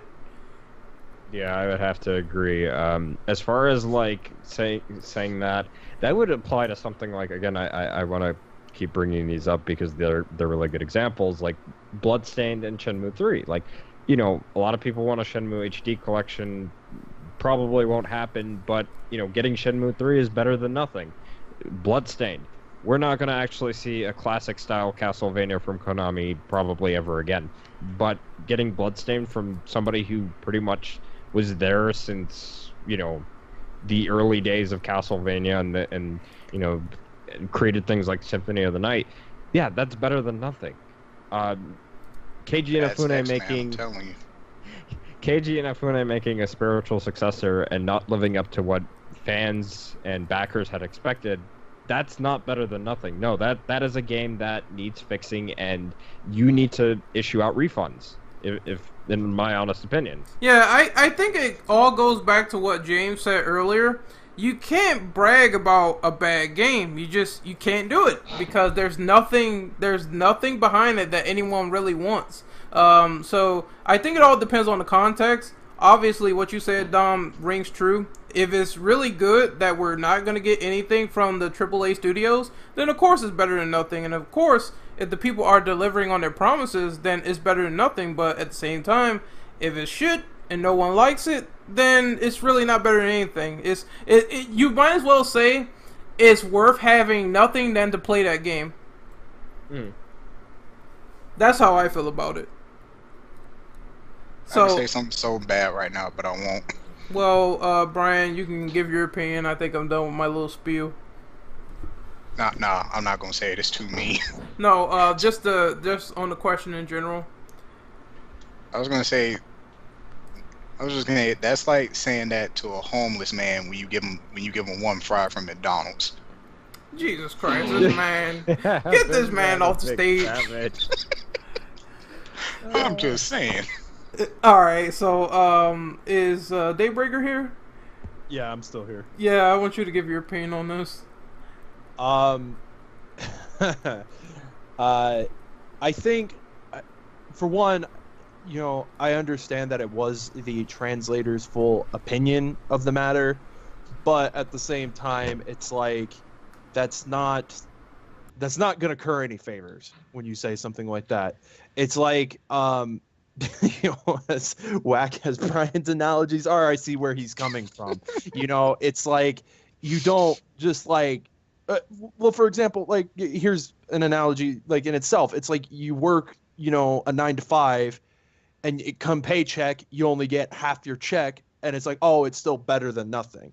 You know, it's like you have reason to be angry with a statement like that if, you know, there is reasonable doubt that I don't know. I just it's so that was foolish to be said. And again, if Inafune does not understand English too well, I can understand him not getting upset at that. But I think he really should have been more upset, you know. And they weren't currying any favors by saying that, or you know, by kicking people from the chat. So I'd like to kind of add on to that point really quick and just say that with when it comes to like translators and, you know, them sharing their opinions, because translators, whenever they're on interviews, they'll always share an opinion. There are some opinions better left, you know, not shared. A good example of an opinion that you should share is like, you know, maybe when it comes to localization and you know, what you think or how you hope the game will get translated, you know. An example of this would be looking back at like Tales of Berseria. There was an interview for that game, and the translator, you know, was asked about censorship and if the game was going to be censored. And the translator had stated that, I hope that the game comes out, you know, the same way that it's coming out in Japan. And luckily the developer pretty much gave the same answer, but that's an opinion I think people would be fine with. But going out of your way and being like, yeah, it's better than nothing, when there's a lot of damage within, you know, caused by this development studio and this particular project, it's better to just keep your opinions to yourself at that point. Yep, I totally agree. Like, if you don't have anything good to say, you might as well not say it at all. And I think that really, just look at how that blew up into a meme on the internet. You see how bad that was? Even it was so bad to the point where even the Sonic the Hedgehog Twitter had to make fun of them. It's ridiculous. So yeah. No, you done fucked up then when the Sonic Twitter's calling your ass out. Yeah. I will say, when it comes to the Sonic Twitter, like making shots, when it comes to how the controversies turned out with that game, they have every right to say something. Well, when it comes to the game itself, they have no fucking right. Because we can bring up Sonic Boom and just talk about the last few Sonic games that had come out over the years that were just absolute dog shit. So they have really no room to talk, in my opinion. Yeah, I agree. I will say it was ballsy, but Sonic games haven't been that great either. Just saying, shots fired. There you go. Yeah, what, you know, Edgelord the Hedgehog and everything getting his own game. So. Oh yeah. Well, that's another topic for another day. Last time a Sonic game was good was when Clinton was in office. Yeah. It was like every Sonic game after the originals with the bad taste in our mouths, just like Clinton left one in Monica Lewinsky. Fucking goddamn, Brian. I don't even. I can't, man. Someone please read off number 13. Please save my sanity. I'll take number 13 if you don't mind. So are you more optimistic or cautious? Optimistic. Optimistic Man, this is what happens when you like. This is what happens when Brian fries your damn brain with his English. Yeah. Oh, this motherfucker's back. But are you more optimistic or cautious of future Kickstarter projects now? This is all due to Mighty Number 9's ability to be signified as a game that didn't have much heart or effort poured into it on a higher budget. I've seen I'm not gonna speak from. I'm gonna talk about what other people have said before I give out my thoughts on that. I've seen a lot of people saying that one Kickstarter project that goes bad shouldn't downplay other Kickstarter projects that might turn out to be good. Others have been indefinite on saying that no, yeah, this is exactly the reason why I don't support Kickstarter projects, and I let other people do that because I'm not gonna take that risk. In my opinion, I kind of lean more towards the opinion of one Kickstarter project that turns out to be bad doesn't mean that others will. However, you should be a lot more cautious when it comes to making investments like this. I mean, it really is all to the person in question, what they want to do with their money. So I personally have no say in that, but I've always been one who's been leery of Kickstarters, and this kind of just, it doesn't speak for every Kickstarter. I understand that, looking how well Bloodstained is doing, Shenmue 3, Shantae, the half genie hero, is doing really, really well. So we got 3 good Kickstarters, 3 great games that look absolutely phenomenal from everything that has been shown, with huge reception from people who have gotten hands on demos. And I've even seen Bloodstained myself. I love where it's going. I love what I saw in the demo, the person who had access to it. So it shouldn't be defined by just what Mighty Number 9 is, but like what Dom was saying, caution is always, beneficial. Be a little bit more leery before you see, that $250 pledge where you get to meet the developers and have lunch with them, and, you get your face on the front cover, or, they jerk you off backstage or something like that if you donate $10,000. It's like, be a little bit more cautious. Again, though, it's people's money. They can do whatever they want with it. I'd like to add on into a question I have. Yeah. Wasn't there a pledge goal for Keiji Inafune, like $10,000? You get to meet him or something? Yeah, that's a lot of Kickstarters do that. Where like, people are gonna wasn't someone showing up with a bodyguard or two. To that? I don't know actually. If I paid that much money just on the off chance I get to meet him, I won't want to meet him. If anything, if I do meet him, I'd be ready to go hands. Yeah, you just want the free dinner. It was like, give me my money back. Give me my money. Give me the escargot, bitch. But this is a prime example of the bad prostitution and the bad sex. It's like, for all that money I paid, you better do something. Yeah. Jesus, Brian, with the analogies tonight. It's just like you sit down to dinner with Inafune, and it's like, you shut up and be quiet. I want the lobster and the sirloin. You're gonna whine and dine me, bitch, for everything that you did. I do want to add on to Daybreaker's point in terms of how much people pay. I don't understand why people would be willing enough to just throw $10,000, for a project they don't even know if it's going to be good or not, regardless of who's behind it. I would be scared shitless if I was giving out that much money. I could understand maybe like going from like, your standard $5 all the way up to maybe $250, because that's generally around the price for like limited editions and collector's editions and things of that nature. I could understand that, right? But anything above that, I would be like scared shitless to throw my money at, because I don't know if the game would be that good, or if it would even be worth throwing my money at that. Bad prostitution, man. I'm telling you. Yeah. I just think that, man, it's gonna get to a point where people unfortunately see it like that, But again, as Daybreaker was saying, I think that it really doesn't judge the merit of other Kickstarters, because other Kickstarters can be good, like Bloodstain, for instance. That looks like it's going to be really fun to play. Yep. I think my biggest question when I see things like that is, what do these people do that lets them throw $10,000 to the wind? Because $10,000 for me in my current situation would be a fucking godsend. You know, because I've got shit on my car that needs fixed. So it's like, you know, it's kind of like while I was working at Starbucks, it's like the people who came in every day. Like, how the hell do you afford this? Like, I'm just curious. Just curious. Well, if you ever seen that movie, The Naked Gun, it's like people want to slip into full-blown condoms and, you know, just hug Inafune. What the fuck, Charles? That is a scene in that movie. I completely forgot about that.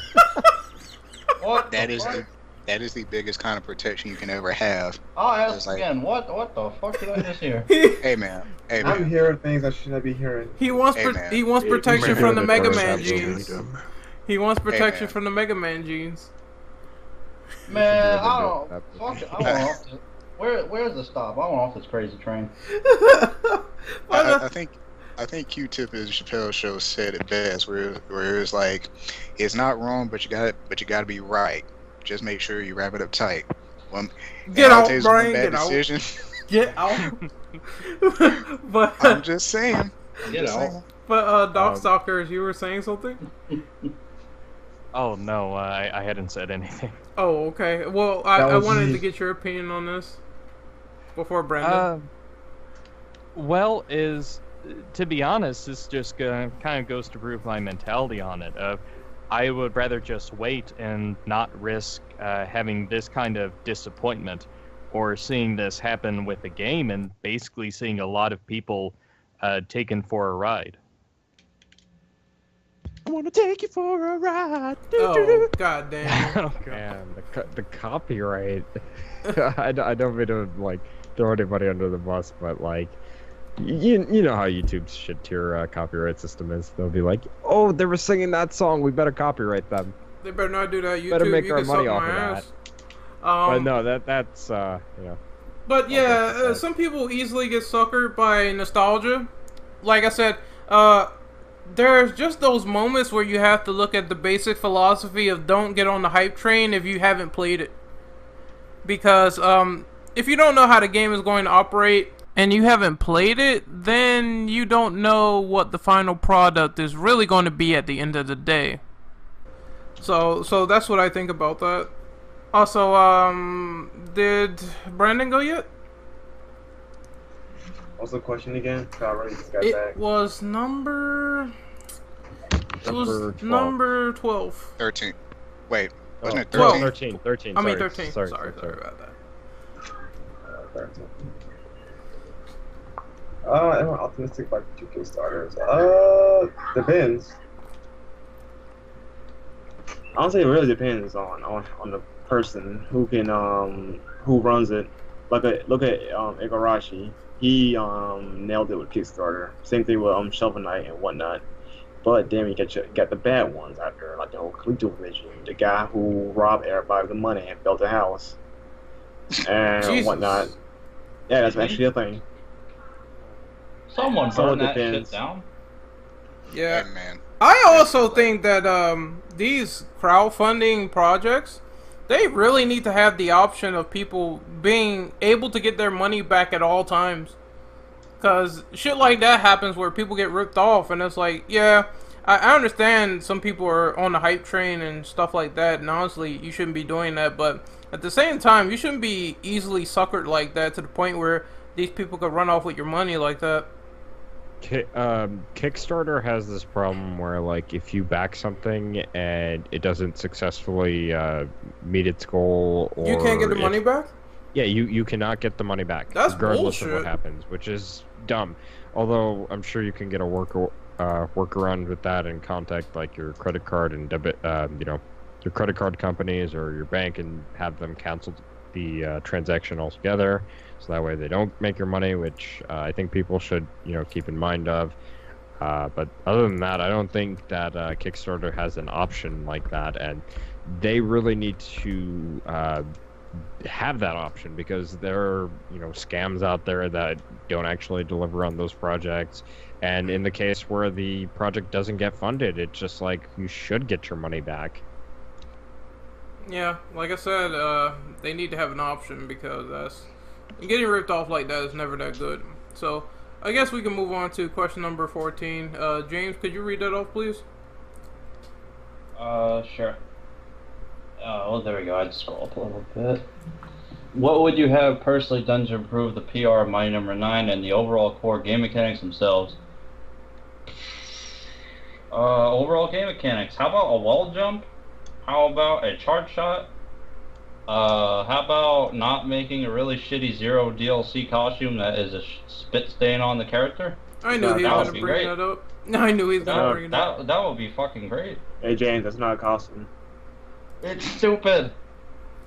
The point is, it was pathetic, and that really pissed me off as somebody who knows that character is not that garbage. Or he doesn't want to see the character in action. To be a little fair there. Is it weird that he was better in Ultimate Marvel vs. Capcom 3 than in the successor of Mighty Number 9? Well, before we diverge, I would say that they definitely need to improve stuff like the frame rate. Basic stuff like make the game play and run not shit. Wall jump and charge shots, please. And I think that meeting your targets is important, because those Xbox fans have to be pissed that were playing on last gen to see their version get canceled after they backed it. Not canceled, but delayed. Delayed, man. Delayed. So, and it also does some stuff that leads into question number 15, but, we'll get into that later with the Wii U fans. Oh. But yeah, basically wait, not... The Wii U has fans? Well, oh my god. Well, shots fired. Well, yeah, there's a roast tonight, ladies and gentlemen, but I will say, again, just meeting your expectations is important, so not having all the problems that are in question number 15. Yeah, I'm gonna pass on 14, because I really want to get into 15. Same, I really want to get into that, too. I would say for number 14, I would definitely, for one, look back at the source. The source of what inspired this game, and get, to take the best of, what made those games great. Don't include some ridiculous scoring, dashing bullshit system that they did with Mighty Number 9. I don't know what the hell they were thinking with that, but as for the PR, the trailers and everything like that, don't fucking insult people. Seriously. It's like, I think any developer should know better than that. If they were doing it for a reaction, they fucking got it. But it's like, yeah, I would definitely, there are a lot of steps that I would have taken to prevent things like that, and definitely catered more to what the game was supposed to be about to begin with. It was supposed to be sort of a revival to Mega Man, not this, we're going to revive it, but only so much, like 20%, I have an interesting side question for you guys that sort of ties into this question. It's because of the bad PR that we were talking about. But do you think because of the boom of social media that the bad PR is like career suicide? Not necessarily. Well, it can be. Because it's like with social media, one or two things can either happen. Either people promote it, and it's like you got people who are like, okay, this looks cool, I think I'm gonna want to try it, or not really interested. I say that because as soon as the reviews got out for Mighty Number 9, everyone was just tearing it to shit. I mean, they had their reasons to, but they did, yeah. I'd like to say that, yeah, I think social media does kind of have a hand in it, because it's like, back in the day, if something happened, you pretty much kept it under wraps. Nobody really heard about it. Yeah, you had to get magazines or stuff like that to really find out, or word of mouth. Right, or word of mouth, right. Nowadays, you have word of mouth, and then you have social media, which makes word of mouth even, bigger at this point, because it's like everybody knows about it. Mm-hmm. Everybody and their mama know about it. You know, they'll find out everything they possibly can, and you know, some bits of information might be harder to find than others, but like the big stuff that, you know, puts you on the spotlight in a negative way, of course, that stuff gets found out like immediately, and people will rip you to shreds for it. It's like the gossip mill, really. Mm-hmm. Only there's actual truth and fewer lies. Yeah. What about you, Dogstalkers? Well, I think that a lot of this goes back to the original problem that this game had with the forums, where you had a community manager who, more or less, it was a result of nepotism and putting someone in there who really had no idea what was going on. And I think that from that, you have a situation where you have someone who's not really a fan who's taking this lead position, while the fans who come out were saying this person shouldn't be in this position. They were generally ignored. So to improve PR, I would do the opposite of what Inafune did, which was I would listen to the fans. Because I kind of wonder if a lot of these game mechanics, as well as a lot of these PR decisions, if he had just talked to the fans, especially with that kind of trailer, and said, look, here's the trailer that we're about to put out, you get an early preview of it, people could have watched that and said, hey, you probably don't want to take that shot at anime fans, that's not a good idea. And they could have easily fixed that. But it seems that he didn't want to listen to the fans or the backers. So, you know, I would just give a lot more attention to the people who helped back the game and help be involved in it, which I think in itself would help improve PR greatly. Yep. Game development does not happen, you know, it's not something that happens overnight, and you definitely want the fans to be involved with it, because they're going to be the ones playing your game and supporting it in the long run. So all that stuff that comes out, like DLC and sequels and all that stuff that gets thrown into the mix, you know, that's after your product either fails or succeeds. So they really need to take more heed of fan feedback. I don't think there was any at all for Mighty No.9 outside of just the forums, and that turned into a clusterfuck itself. Yeah. Mm-hmm. So, Mr. Brandon, you have any opinion on this? As far as exclusive the game, do the obvious. Start from the bottom. As far as gameplay, include a freaking wall jump. And have better invisibility frames, but this is just garbage. Yeah, it's Also, really get good. rid of Call. She's useless, pointless, terrible character. That's it. Set her on fire.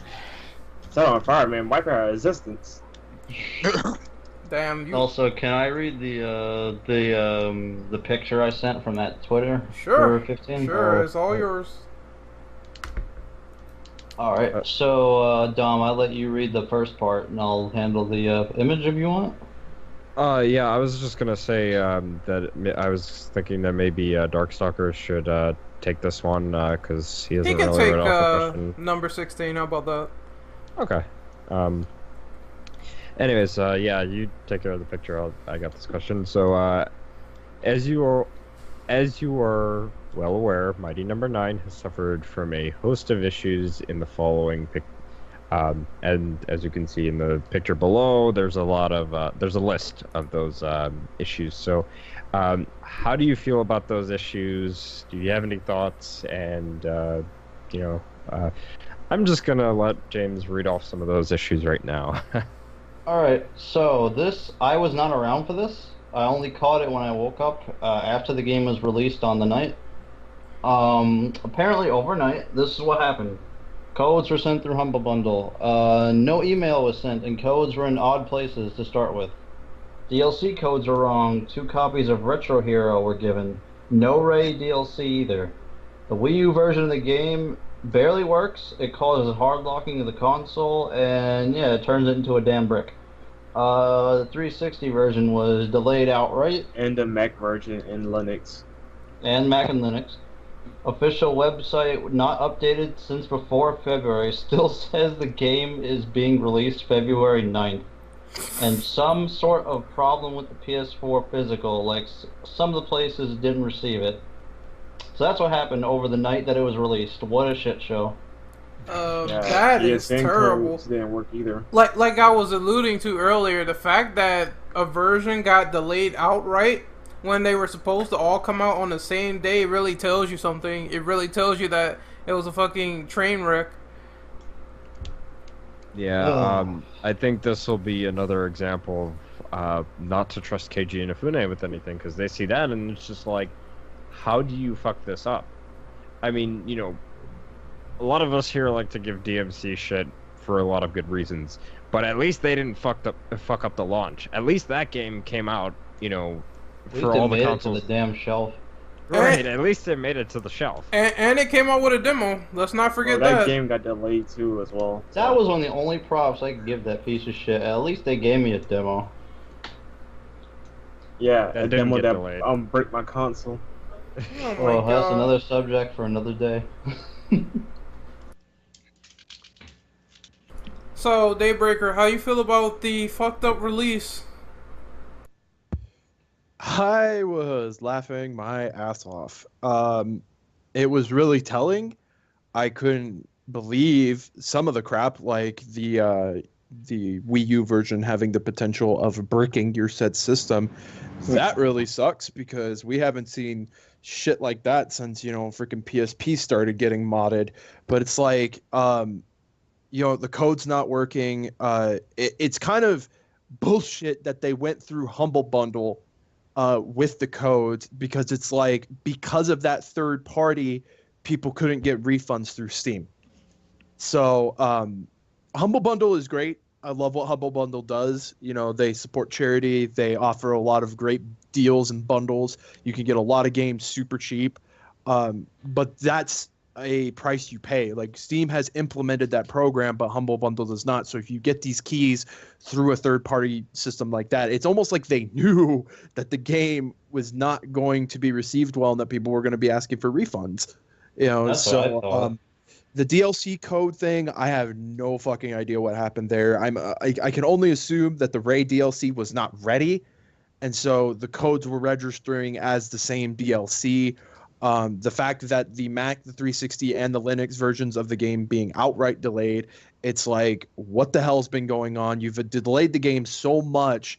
Why are these 3 specific versions not going to be out until further notice? The website not being updated, don't know what could have possibly happened there. Maybe they delayed fired the website. They delayed the website, or they fired the person, or, you know, whatever. I don't know who was in charge of updating the website, because it was said, it wasn't said in this, but it was said that there was only one person responsible for the sending of the codes. You have one job.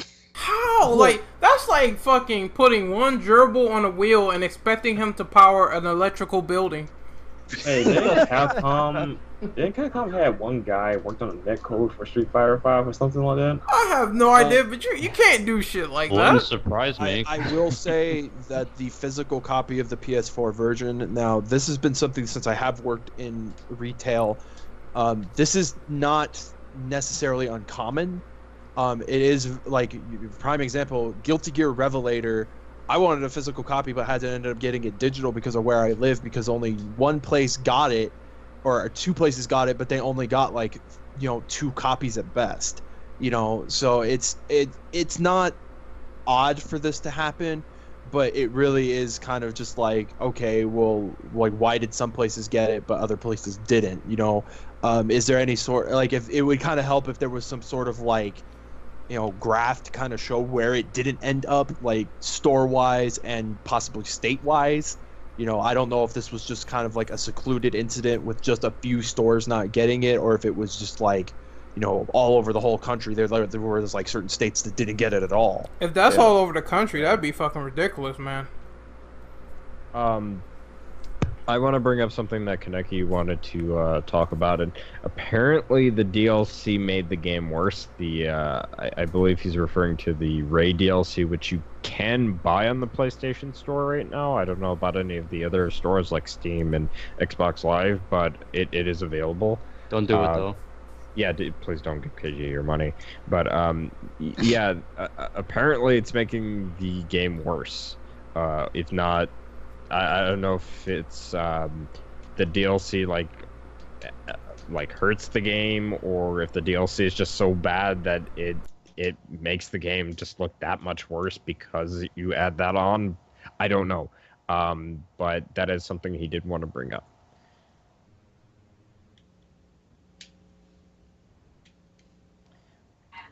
Not only that, the game reads as a virus. Oh yeah, it does read as a virus on PC.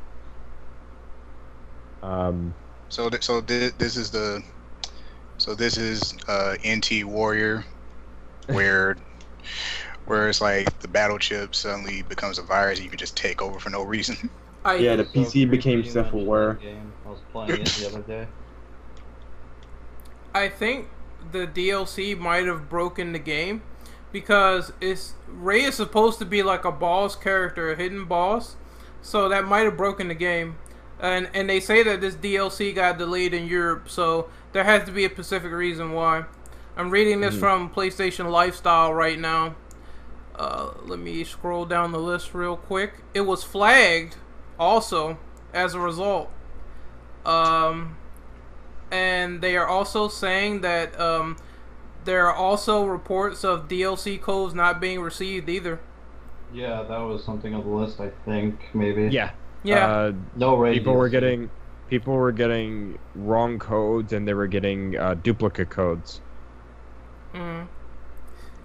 Oh man, it's so funny how they said this mighty number 9 is a blessing or a curse. Sounds about right. Jesus.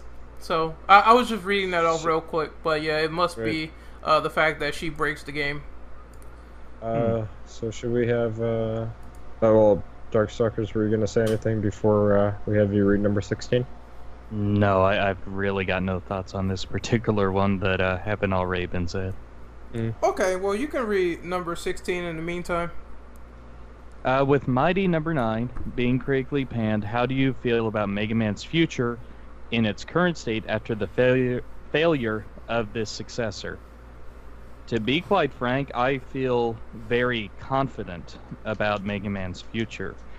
I think that with this game, I think gamers are intelligent enough to recognize that Mighty number 9 does not necessarily represent the future of the Mega Man franchise as a whole. That this was an individual action by Inafune himself to try and create a spiritual successor. So I think that if Capcom or indeed any company that picks it up were to make a Mega Man game, I think that as long as they show that they're willing to learn from the mistakes of Mighty number 9, as well as provide something that fans want, that Mega Man still has a chance to have a very healthy future.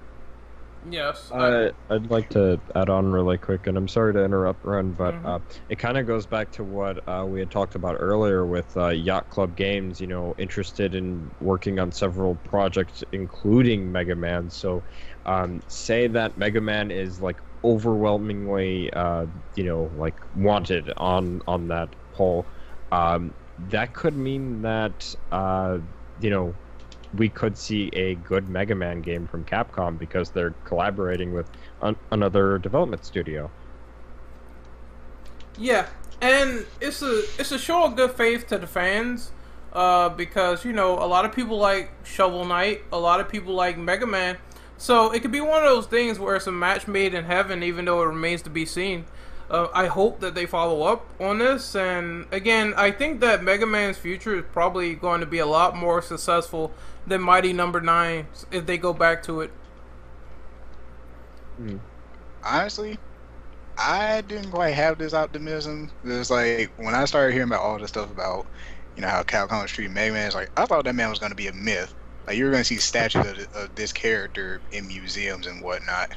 The Well, Legend of Mega Man. there still is the fact that, you know, he's still relatively obscure as far as Capcom IPs go. But at the same time, it's like, if they revive him, then at this point, I think more people will be more inclined to play a classic style of a Mega Man game as opposed to Mighty Number 9. Again, I did hear some good things, what they did with Mega Man Legacy Collection. I heard that was well received. So I think that they can probably do something in the right hands. It just all depends on when, because only time is going to tell about all this stuff, really. So, Ren, Yeah. would you say that Mega Man is hiding himself while he repairs himself? Get out. I mean, I'm halfway expecting to see a father and son in a museum, and like, I'm expecting to see father and son in the Smithsonian. It's like, hey, Dad, is that a T-Rex? Yeah. Is that a Brontosaurus? Yeah. Who's this guy next to him? Was like, oh, I haven't seen him in a long time. That Damn. Zero cutting the T-Rex's head off? So, what do you think about this, Brandon? About Mega Man potentially coming back, or you know, Yeah, about Just his his future. future in general. I agree with I think Darkstalker said it. I'm more optimistic for it because considering how bad this flopped, it could bring the demand for Mega Man back up. Yep. But then again, the flip side to it is it could bring the demand for Mega Man down even lower.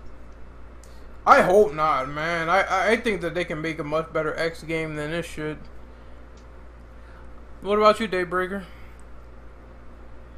I'm definitely all for it if it's handled well. I think that if Yacht Club Games actually does get the reception, I only ever played the demo of Shovel Knight. I did have some hands-on experience with the actual full game once, and that was the Wii U version when a friend was over. So I think that they do have a good head on their shoulders. I think they have a good team. I think they could cater to that sort of retro style because they obviously did a very good job with Shovel Knight, kind of catering to that retro style feel.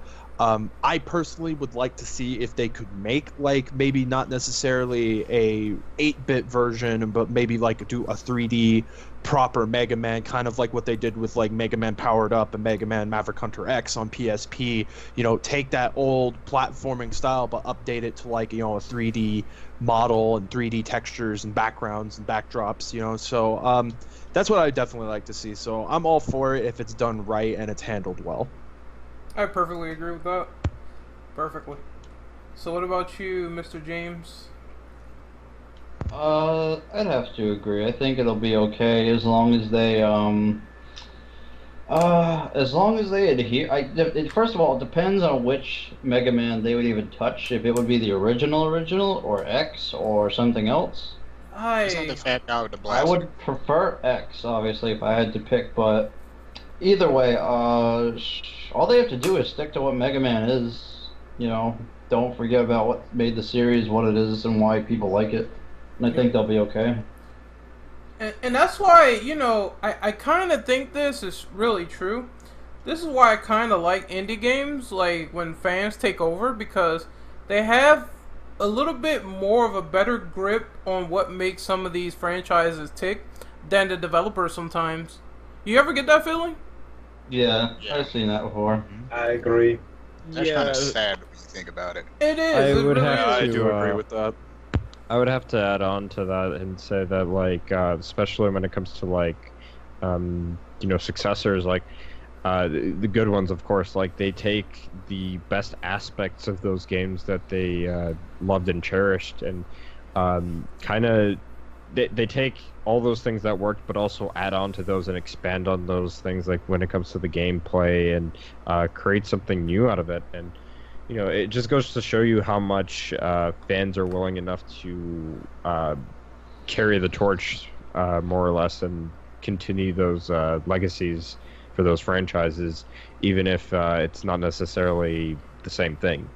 Yeah, so I would definitely say, if it comes to, you know, those sort of bouts where a game developer doesn't know what to do with a project, or they don't have a good director, since Inafune is no longer working at Capcom now, I figured that they could probably get the fans on board and maybe do something with them and try to get some people in there and get them on the development team. Maybe start hiring, there's a lot of passionate fans out there who wants to be on board with like Capcom or anyone else for that matter. Yeah, I'd also like to add on to that and say that Capcom is no stranger to working with fans. A pure example of this, and we were talking about this before, I think, when we did the discussion for it, for the Resident Evil 2 remake, they had brought on the fan team that was working on Resident Evil 2 Reborn, which was the fan remake at the time, and they brought them on and just asked them, like what they should do with the remake, just to kind of get like direct fan feedback for it. So they're really no stranger when it comes to bringing on fans and asking them directly, like, what do you want to see, and how do you want us to pretty much handle a project like this? Not only that, Mega Man X Street Fighter, that was a fan game. They were fully promoted it. Yep, they did. I remember that. They promoted it in the worst way possible. They did, because they tried to kind of say it was their game. They really didn't give the guy that much credit, which sucks. I think that, it should be a full-on collaboration. If you're going to have someone on board, put their name in there, get the word out there that they made this game for you, because, you're the one promoting it. So, it's not only that, it's a lot of time and effort they put into it behind it. So I think that, promotions are nice, but we're winding down now. We have like about 4 more questions, so I'm going to read off number 17. Do you think that Inafune could ever redeem himself if he ever succeeded in making a Mighty No. 9 sequel, as he stated? Describe your feelings. I start off with this one. Go ahead. Hold on. So when it comes to Keiji Inafune and redeeming himself, I think it's very it's highly unlikely at this point, because we've seen how he's handled things over the past couple of years. I guess you can say over the past decade, maybe you can arguably say, even when he was back at Capcom, just given how he's handled things. But there is a very slight chance that he could, redeem himself. Would that be with the Mighty No. 9 sequel that he really wants to do? I don't know.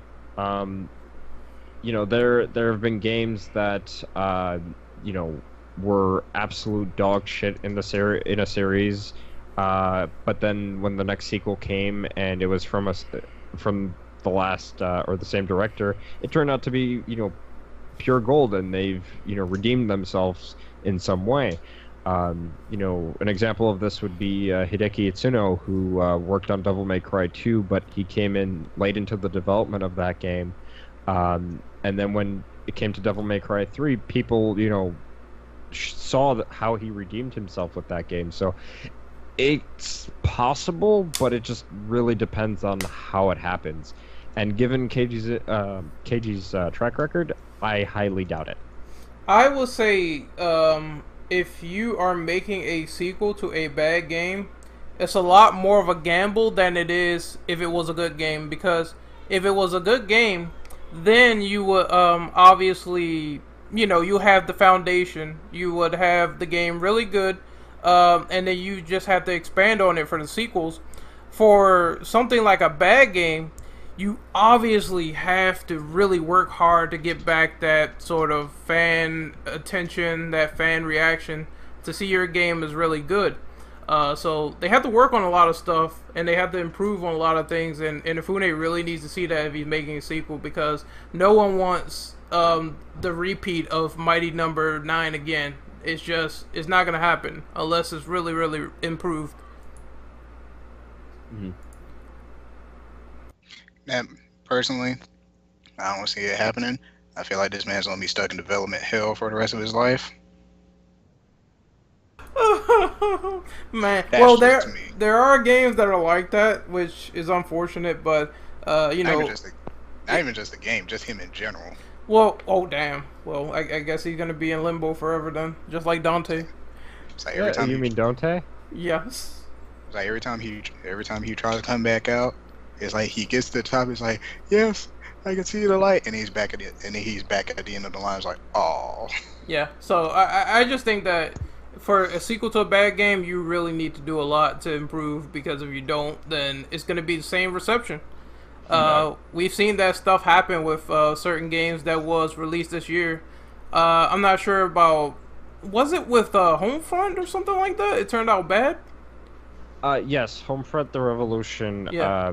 That is an interesting story in on itself, but to kind of sum it up, started out as a THQ game with the Crysis developers on board, and they were going to use the Crytek engine. The game still uses that engine, but after THQ went under, the Crysis developers picked it up, and then they dropped it, and they had somebody else pick it up, but it was still using that engine, and it just turned into an utter mess. It started out like it was gonna be a good sequel, and it was gonna fix a lot of the issues. And it kind of does fix some of the issues with the original, from my understanding, with like some of the weapon customization and whatnot. But when it comes to the game itself, it turned out to be just as bad as the original. Yep, and that's the stuff that you need to avoid, because you don't want to have two stinkers on your hands. It's just, you don't want to have that. So you gotta really put in the effort to make the game good. Although I don't think that he will get the same amount of backing as he did in the original. No fucking way that's happening. Nope. Not at all. No, he's trying really hard to make people focus on the sequel. Well, would that sequel come out before or after Red Ash? Because Red Ash has been funded by the investors, so that is something that people should be asking. Also, well, he's also working on something else, but that leads into question 19, so I'll save it. But for Red Ash, man, I'm sorry, I really don't have any hope in it, to be honest. Are we discussing 17, by the way? Yes, we are. Hmm. So what's your feelings on that, James? Could he ever redeem himself if he ever succeeded in the task of making a sequel, My Number 9? Yep. No. I don't feel like people will trust him. Even if he did make a good game, like, no one's gonna buy into it anymore. As I say, it's a gamble, because you're making a sequel to a bad game, so you have to make sure it's not anything like the first game, which was bad. Here's the thing, though. Mm-hmm. People bought the game, and it's a pile of shit. So why would people even dare to bat an eye if they made a sequel?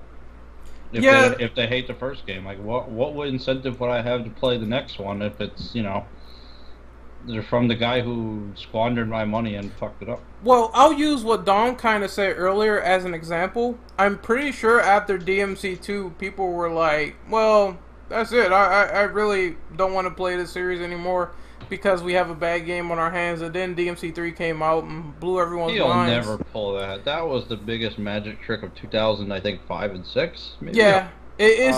He's not going to do that. Yeah. It's not going to happen. Yeah. It's like, let me tell you exactly why 3 word. 3 word because it was like this. All this had to say, Alakazam, look, a robot. Everybody looked away. It's like, yes. And it's just he shows the shiny new thing. It's like, oh. Yeah, I think that definitely, to end off my point, there has to be a stroke of confidence as well if you're making the sequel to a bad game improved. Because, they had no problem really showing off DMC3 at events. They had no problems really showing they were going back to the origins of Devil May Cry in terms of good gameplay. So I think that they took that and they refined it. And that's the only way you can make a sequel to a bad game good. You gotta refine it to hell. For the 3 run? They actually used 2 gameplay and refined it. Yep. Fine-tune it. Actually, they were so confident with 3 that they, the intro to Mission 1, where he's in his office? That is the E3 trailer. That entire cutscene sequence is the E3 trailer for that game. Damn. And people loved it, so, maybe they could do something, but... You kind of gotta doubt it, because it's Kenji Inafune. I don't think he has the same talent as someone like Itsuno has. That man knocked that shit out of the park. What does everyone else think? What about you, Brendan?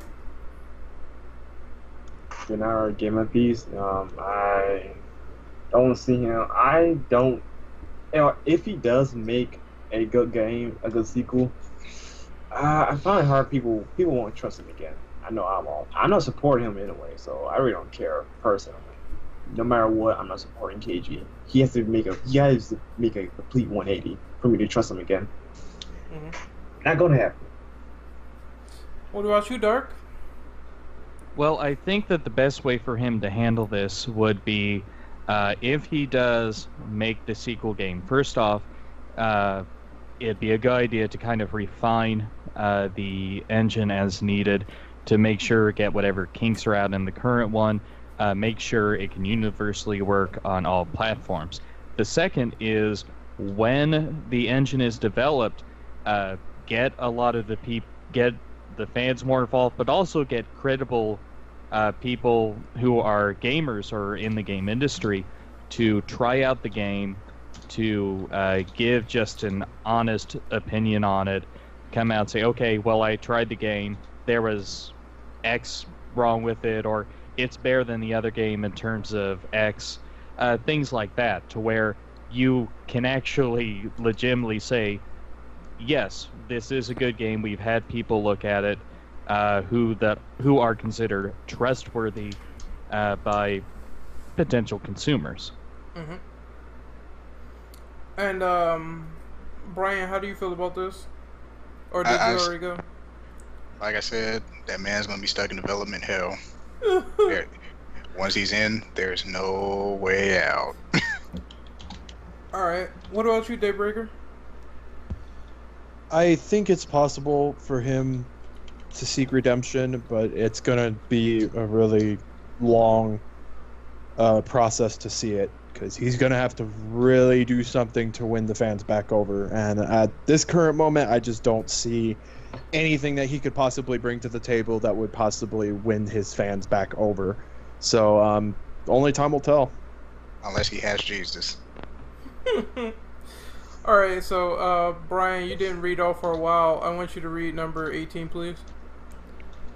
Okay, this is actually kind of an interesting one, because I know some people are not going to agree with me on this, but kind of an off-topic question, but can you cite a platformer in the genre that's a prime example of quality in every sense of the word, and do you think Mighty No. 9 could have learned by adapting mechanics from better platforms besides Mega Man?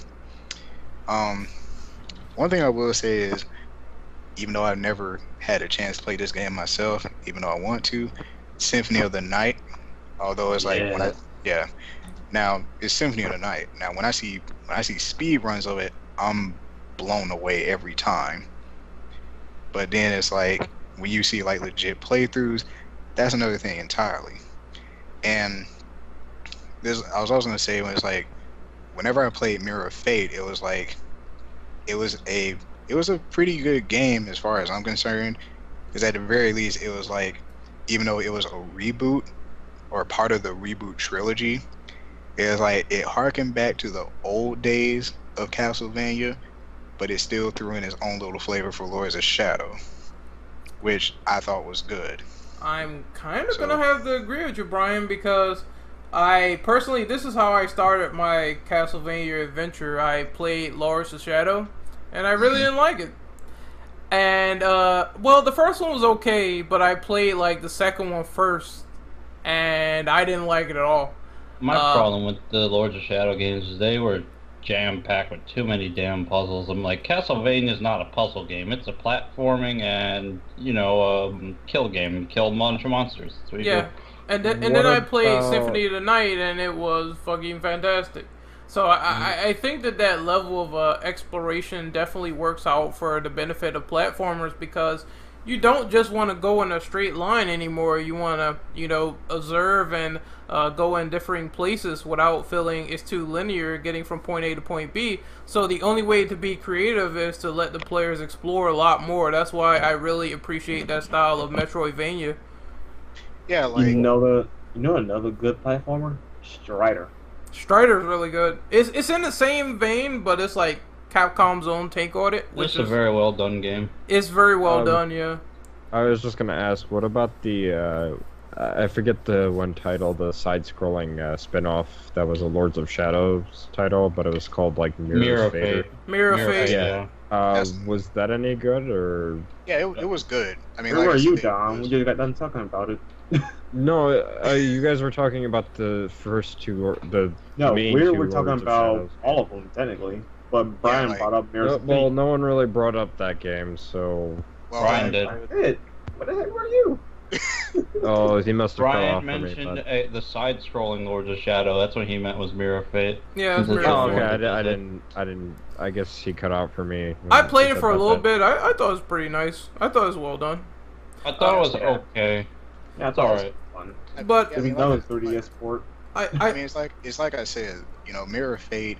It harkens back to those old days for a lot of old school fans.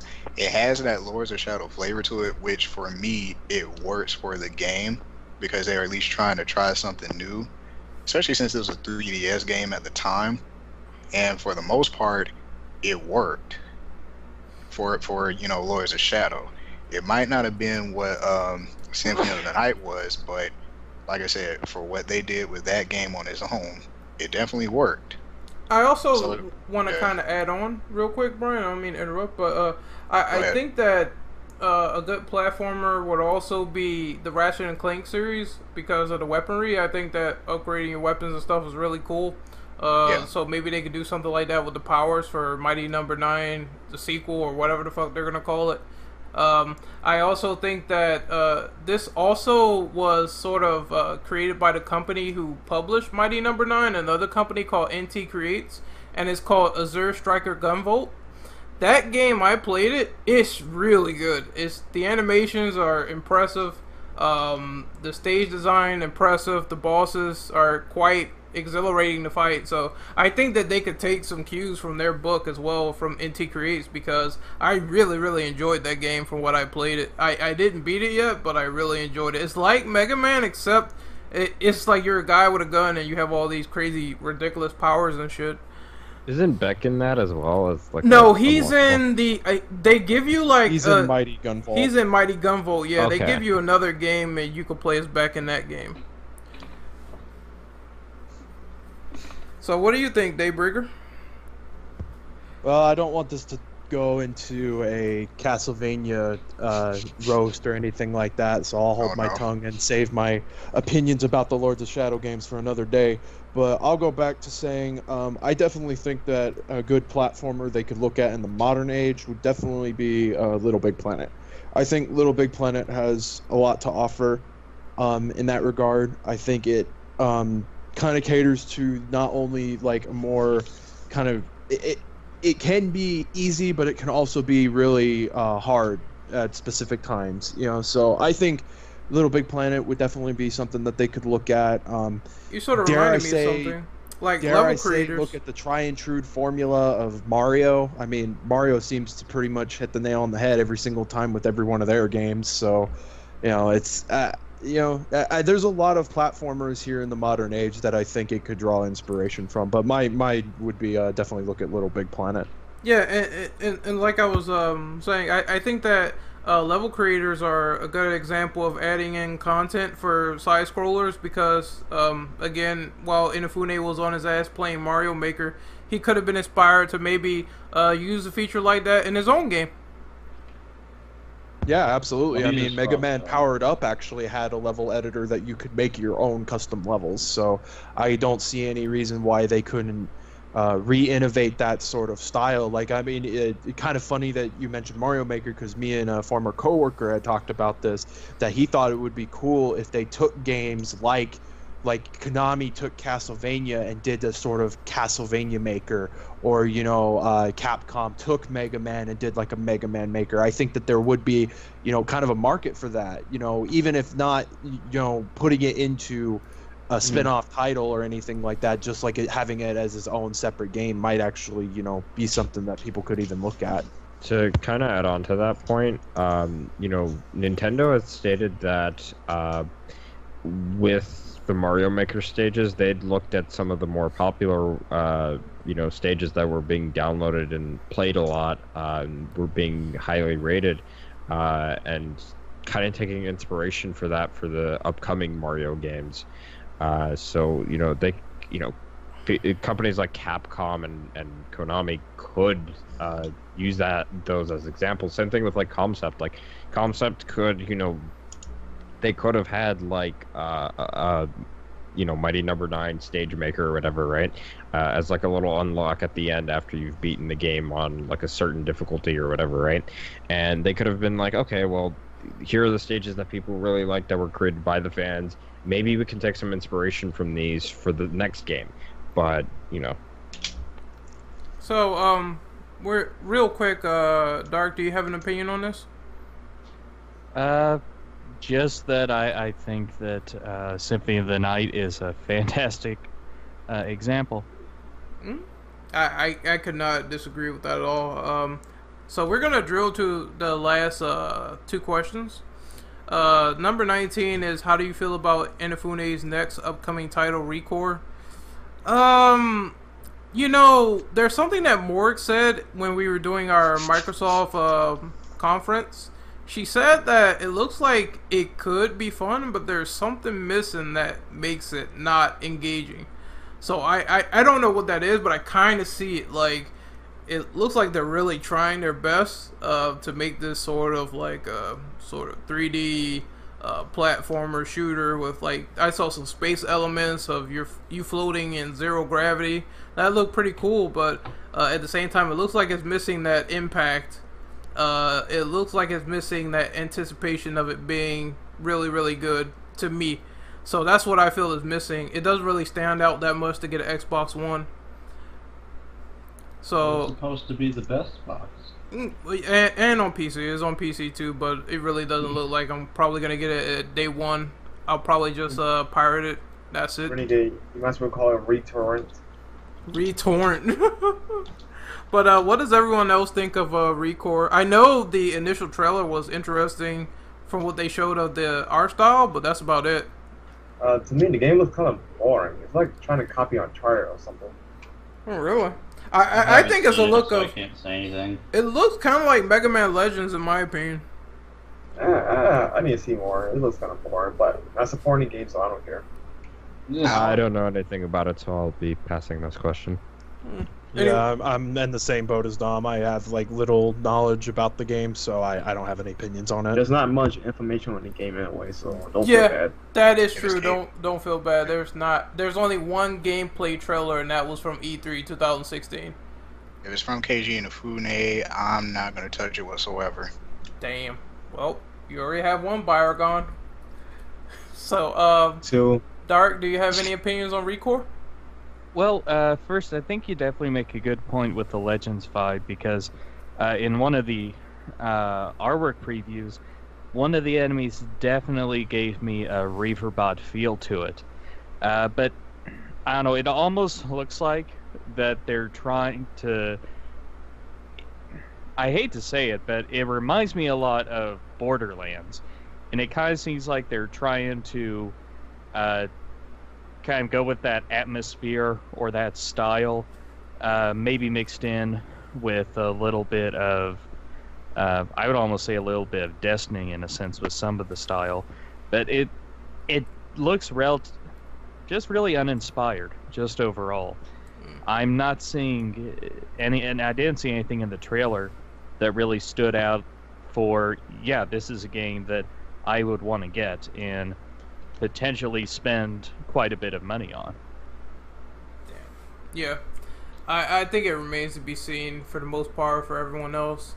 But for question number 20, in closing, would you be ever curious enough to try out Mighty Number 9, or if you played it already, what are some of your early verdicts? I played it and not liking it too much, people.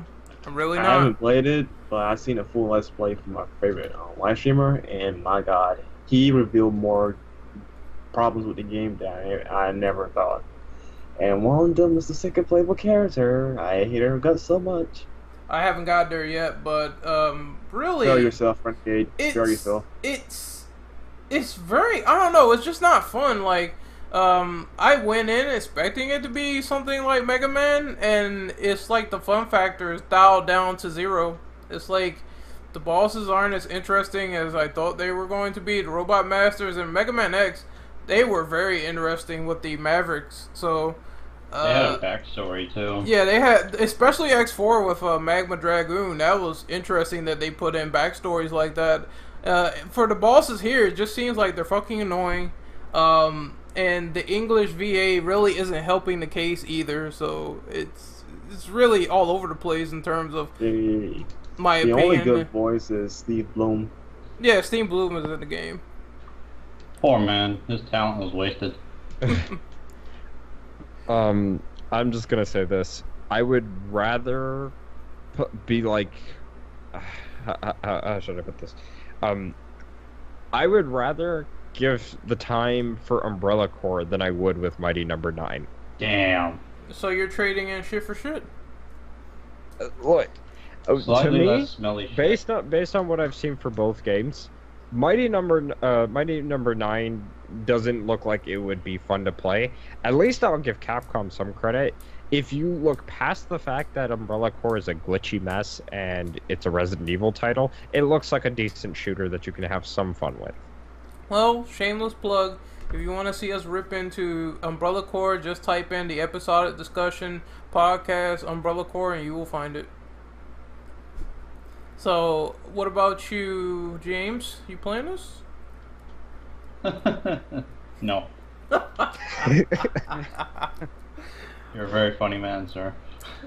What about you, Brian? Even though I know your opinion already. I will date an SJW before I touch this game. Damn. Song called the ambulance, man. Yeah, those third degree burns. So, what about you, Brandon? You gonna play it? Oh wait, I already went to you, didn't I? No, wait, one sec. Let me get a gun real quick. Oh, No, Freddy, let me go my tomahawk. I'm skin this game alive. Okay. What about you, All right. Daybreaker? If somewhere down the line, it ends up getting fixed through patches, through whatever, you know, maybe I'll pirate it. But as of right now, I probably will not play it. I have no interest in it whatsoever. I've seen a Let's Player I watched, Gigaboots, play it. I didn't like what I saw. I would probably go rewatch their freaking Bloodstain live stream probably 8 times over because of how much I liked the demo for Bloodstain. And I know it was brought up earlier, but I'd rather go play Yaiba than touch Mighty Number 9. That is the my ultimate God. punishment. You want the Not- DMC and Ninja Gaiden? You got Not some only balls, that, bro. I actually kind of do enjoy Yaiba for what it's worth, because at least I went into that game with 0 expectation, and I actually do somewhat enjoy it. So Shoot him. Damn. Sure. For everybody who has played, is going to play Mighty Number 9, may God have mercy on your souls, because y'all did that to yourselves. Brian, sure to give you a proper burial. All right, so Mr. Darkstalkers, are you gonna play Mighty Number 9? I would much rather play Mega Man 8 with Dr. Fudd and the Oh. freaking jump, slide level than I would play this game. Jeez. Uncle Sex is better than Mighty gotta Number fight 9. Dr. Wywee. You must stop Dr. Wily. Oh, what am I Be fighting very, very for? quiet. I'd rather listen to Zero say, "What am I fighting for?" with that bad voice acting than to play Mighty Number 9. I hunt Wobot Masters. I'm hunting Mavericks. But Elmer Fudd impressions aside, I think we need to wrap up. So we're gonna do our outros. So, Mr. Bio Devil Dawn, where can we find you? Before I say where you guys can find me, I just want to say something that Kaneki wrote in chat. Sonic 06 is better than Mighty Number 9. Jesus H. Well, Dude, Dom, and you're probably gonna slap me for this, but all night during the whole escapade that went down, I was saying ORC is better than Mighty Number 9. At least it fucking functions. It functions, not in a great way. On the though. lower difficulties, yes. On the lower difficulties, yes. But At least it beside the didn't point. brick my console. yeah, that's a True, point. true. He has a point. So, That is Dom, do your outro, please. It's kind of too soon for Wii U owners, though. Jesus. But you guys can find me on YouTube and on Twitter as biodevil_Dom, and you can follow me on Twitch as Dom241996. I really do need to get back to streaming, but that's beside the point. Currently, I'm working on a video for ORC, and that should be out sometime in July, hopefully. You, Daybreaker, could you do your outro, please?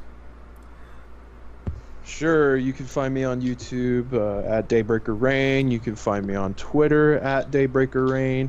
I kind of messed up on my Twitch profile, which is Daybreaker Rain as well, and I put at RFGC_Daybreaker Rain. That's actually my full title, but it's just at Daybreaker Rain, so I need to go fix that.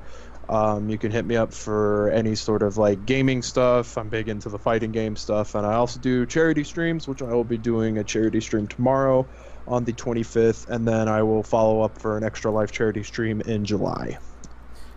Awesome, sounds good. So, Dogstalkers, could you do your outro, please? I'm on Twitter at Darkstalkers47. Awesome. So, Mr. Milk Dud Dictionary, Bowling bowling ball ball head, yeah. Could you do your outro? You can find me on No. Twitter. No. You gotta make this better. Do the voice, British voice. Okay. Do your phony ass French voice. Better yet, I got another one. Well, I don't know about y'all kinfolk, but I done roasted this chicken up nice and right, so it's all golden crispy and down south finger looking good. So y'all come on down to my chicken place. I would say chicken George, but that was going too far. Oh my god. What was that? Stereotypical Southern black man? And when you lived in the South long enough, you know the stereotypes. Well, yeah, he's not wrong about that, James. Yeah. Well, everyone knows the South stereotype, though, for like everybody. Yeah. Well, he has to but you plug gotta his live it. Twitter. Anyway, Southern stereotypes aside, which aren't always true, you can find me on you can find me on Twitter at BrianWord1, and I usually share thoughts about whatever's going on or something or other. So if you're interested, hit me up. If you want to talk about stuff, be it creative writing or philosophy or whatever, I'll give my 2 cents. And be sure to hit him up with the video games because he loves that as well. That too. Alright, so Mr. Devil Hunter James, could you do your outro, please? You guys can find me at DevHunterJames on Twitter and my twitch.tv/TheHeroJames and here on the TCP. What about you, Mr. Arcane Magic 514? Well, you already said my Twitter handle. You also like look up Savage Magic 514. I have a ghost face mask. It's really stoned. And by the way, I'm a savage. And a douchebag. Yeah, that's And you're Cisco. Also, Yours.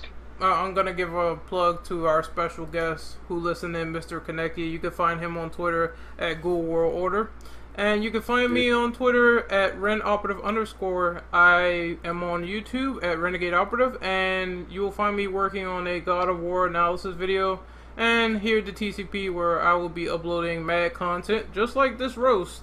So hopefully you guys enjoyed. This was a great discussion. We had a good time here roasting this epic proportion of shit. We will see you guys next time, and hopefully you enjoyed. Peace. Goodbye. Oh, you're the only one that's gonna say goodbye for you. Well, fucking Goodbye, continue- scrubs. Weed. to roast Smoke weed every Mighty day. number 9 and Sorry. vote on that poll. Tell Yacht Club Games that you want a Mega Man game. Mega Man Well, X7 everyday is a kids. better ass game. Next time on Dragon Ball Z. Dom, nobody wants your poll.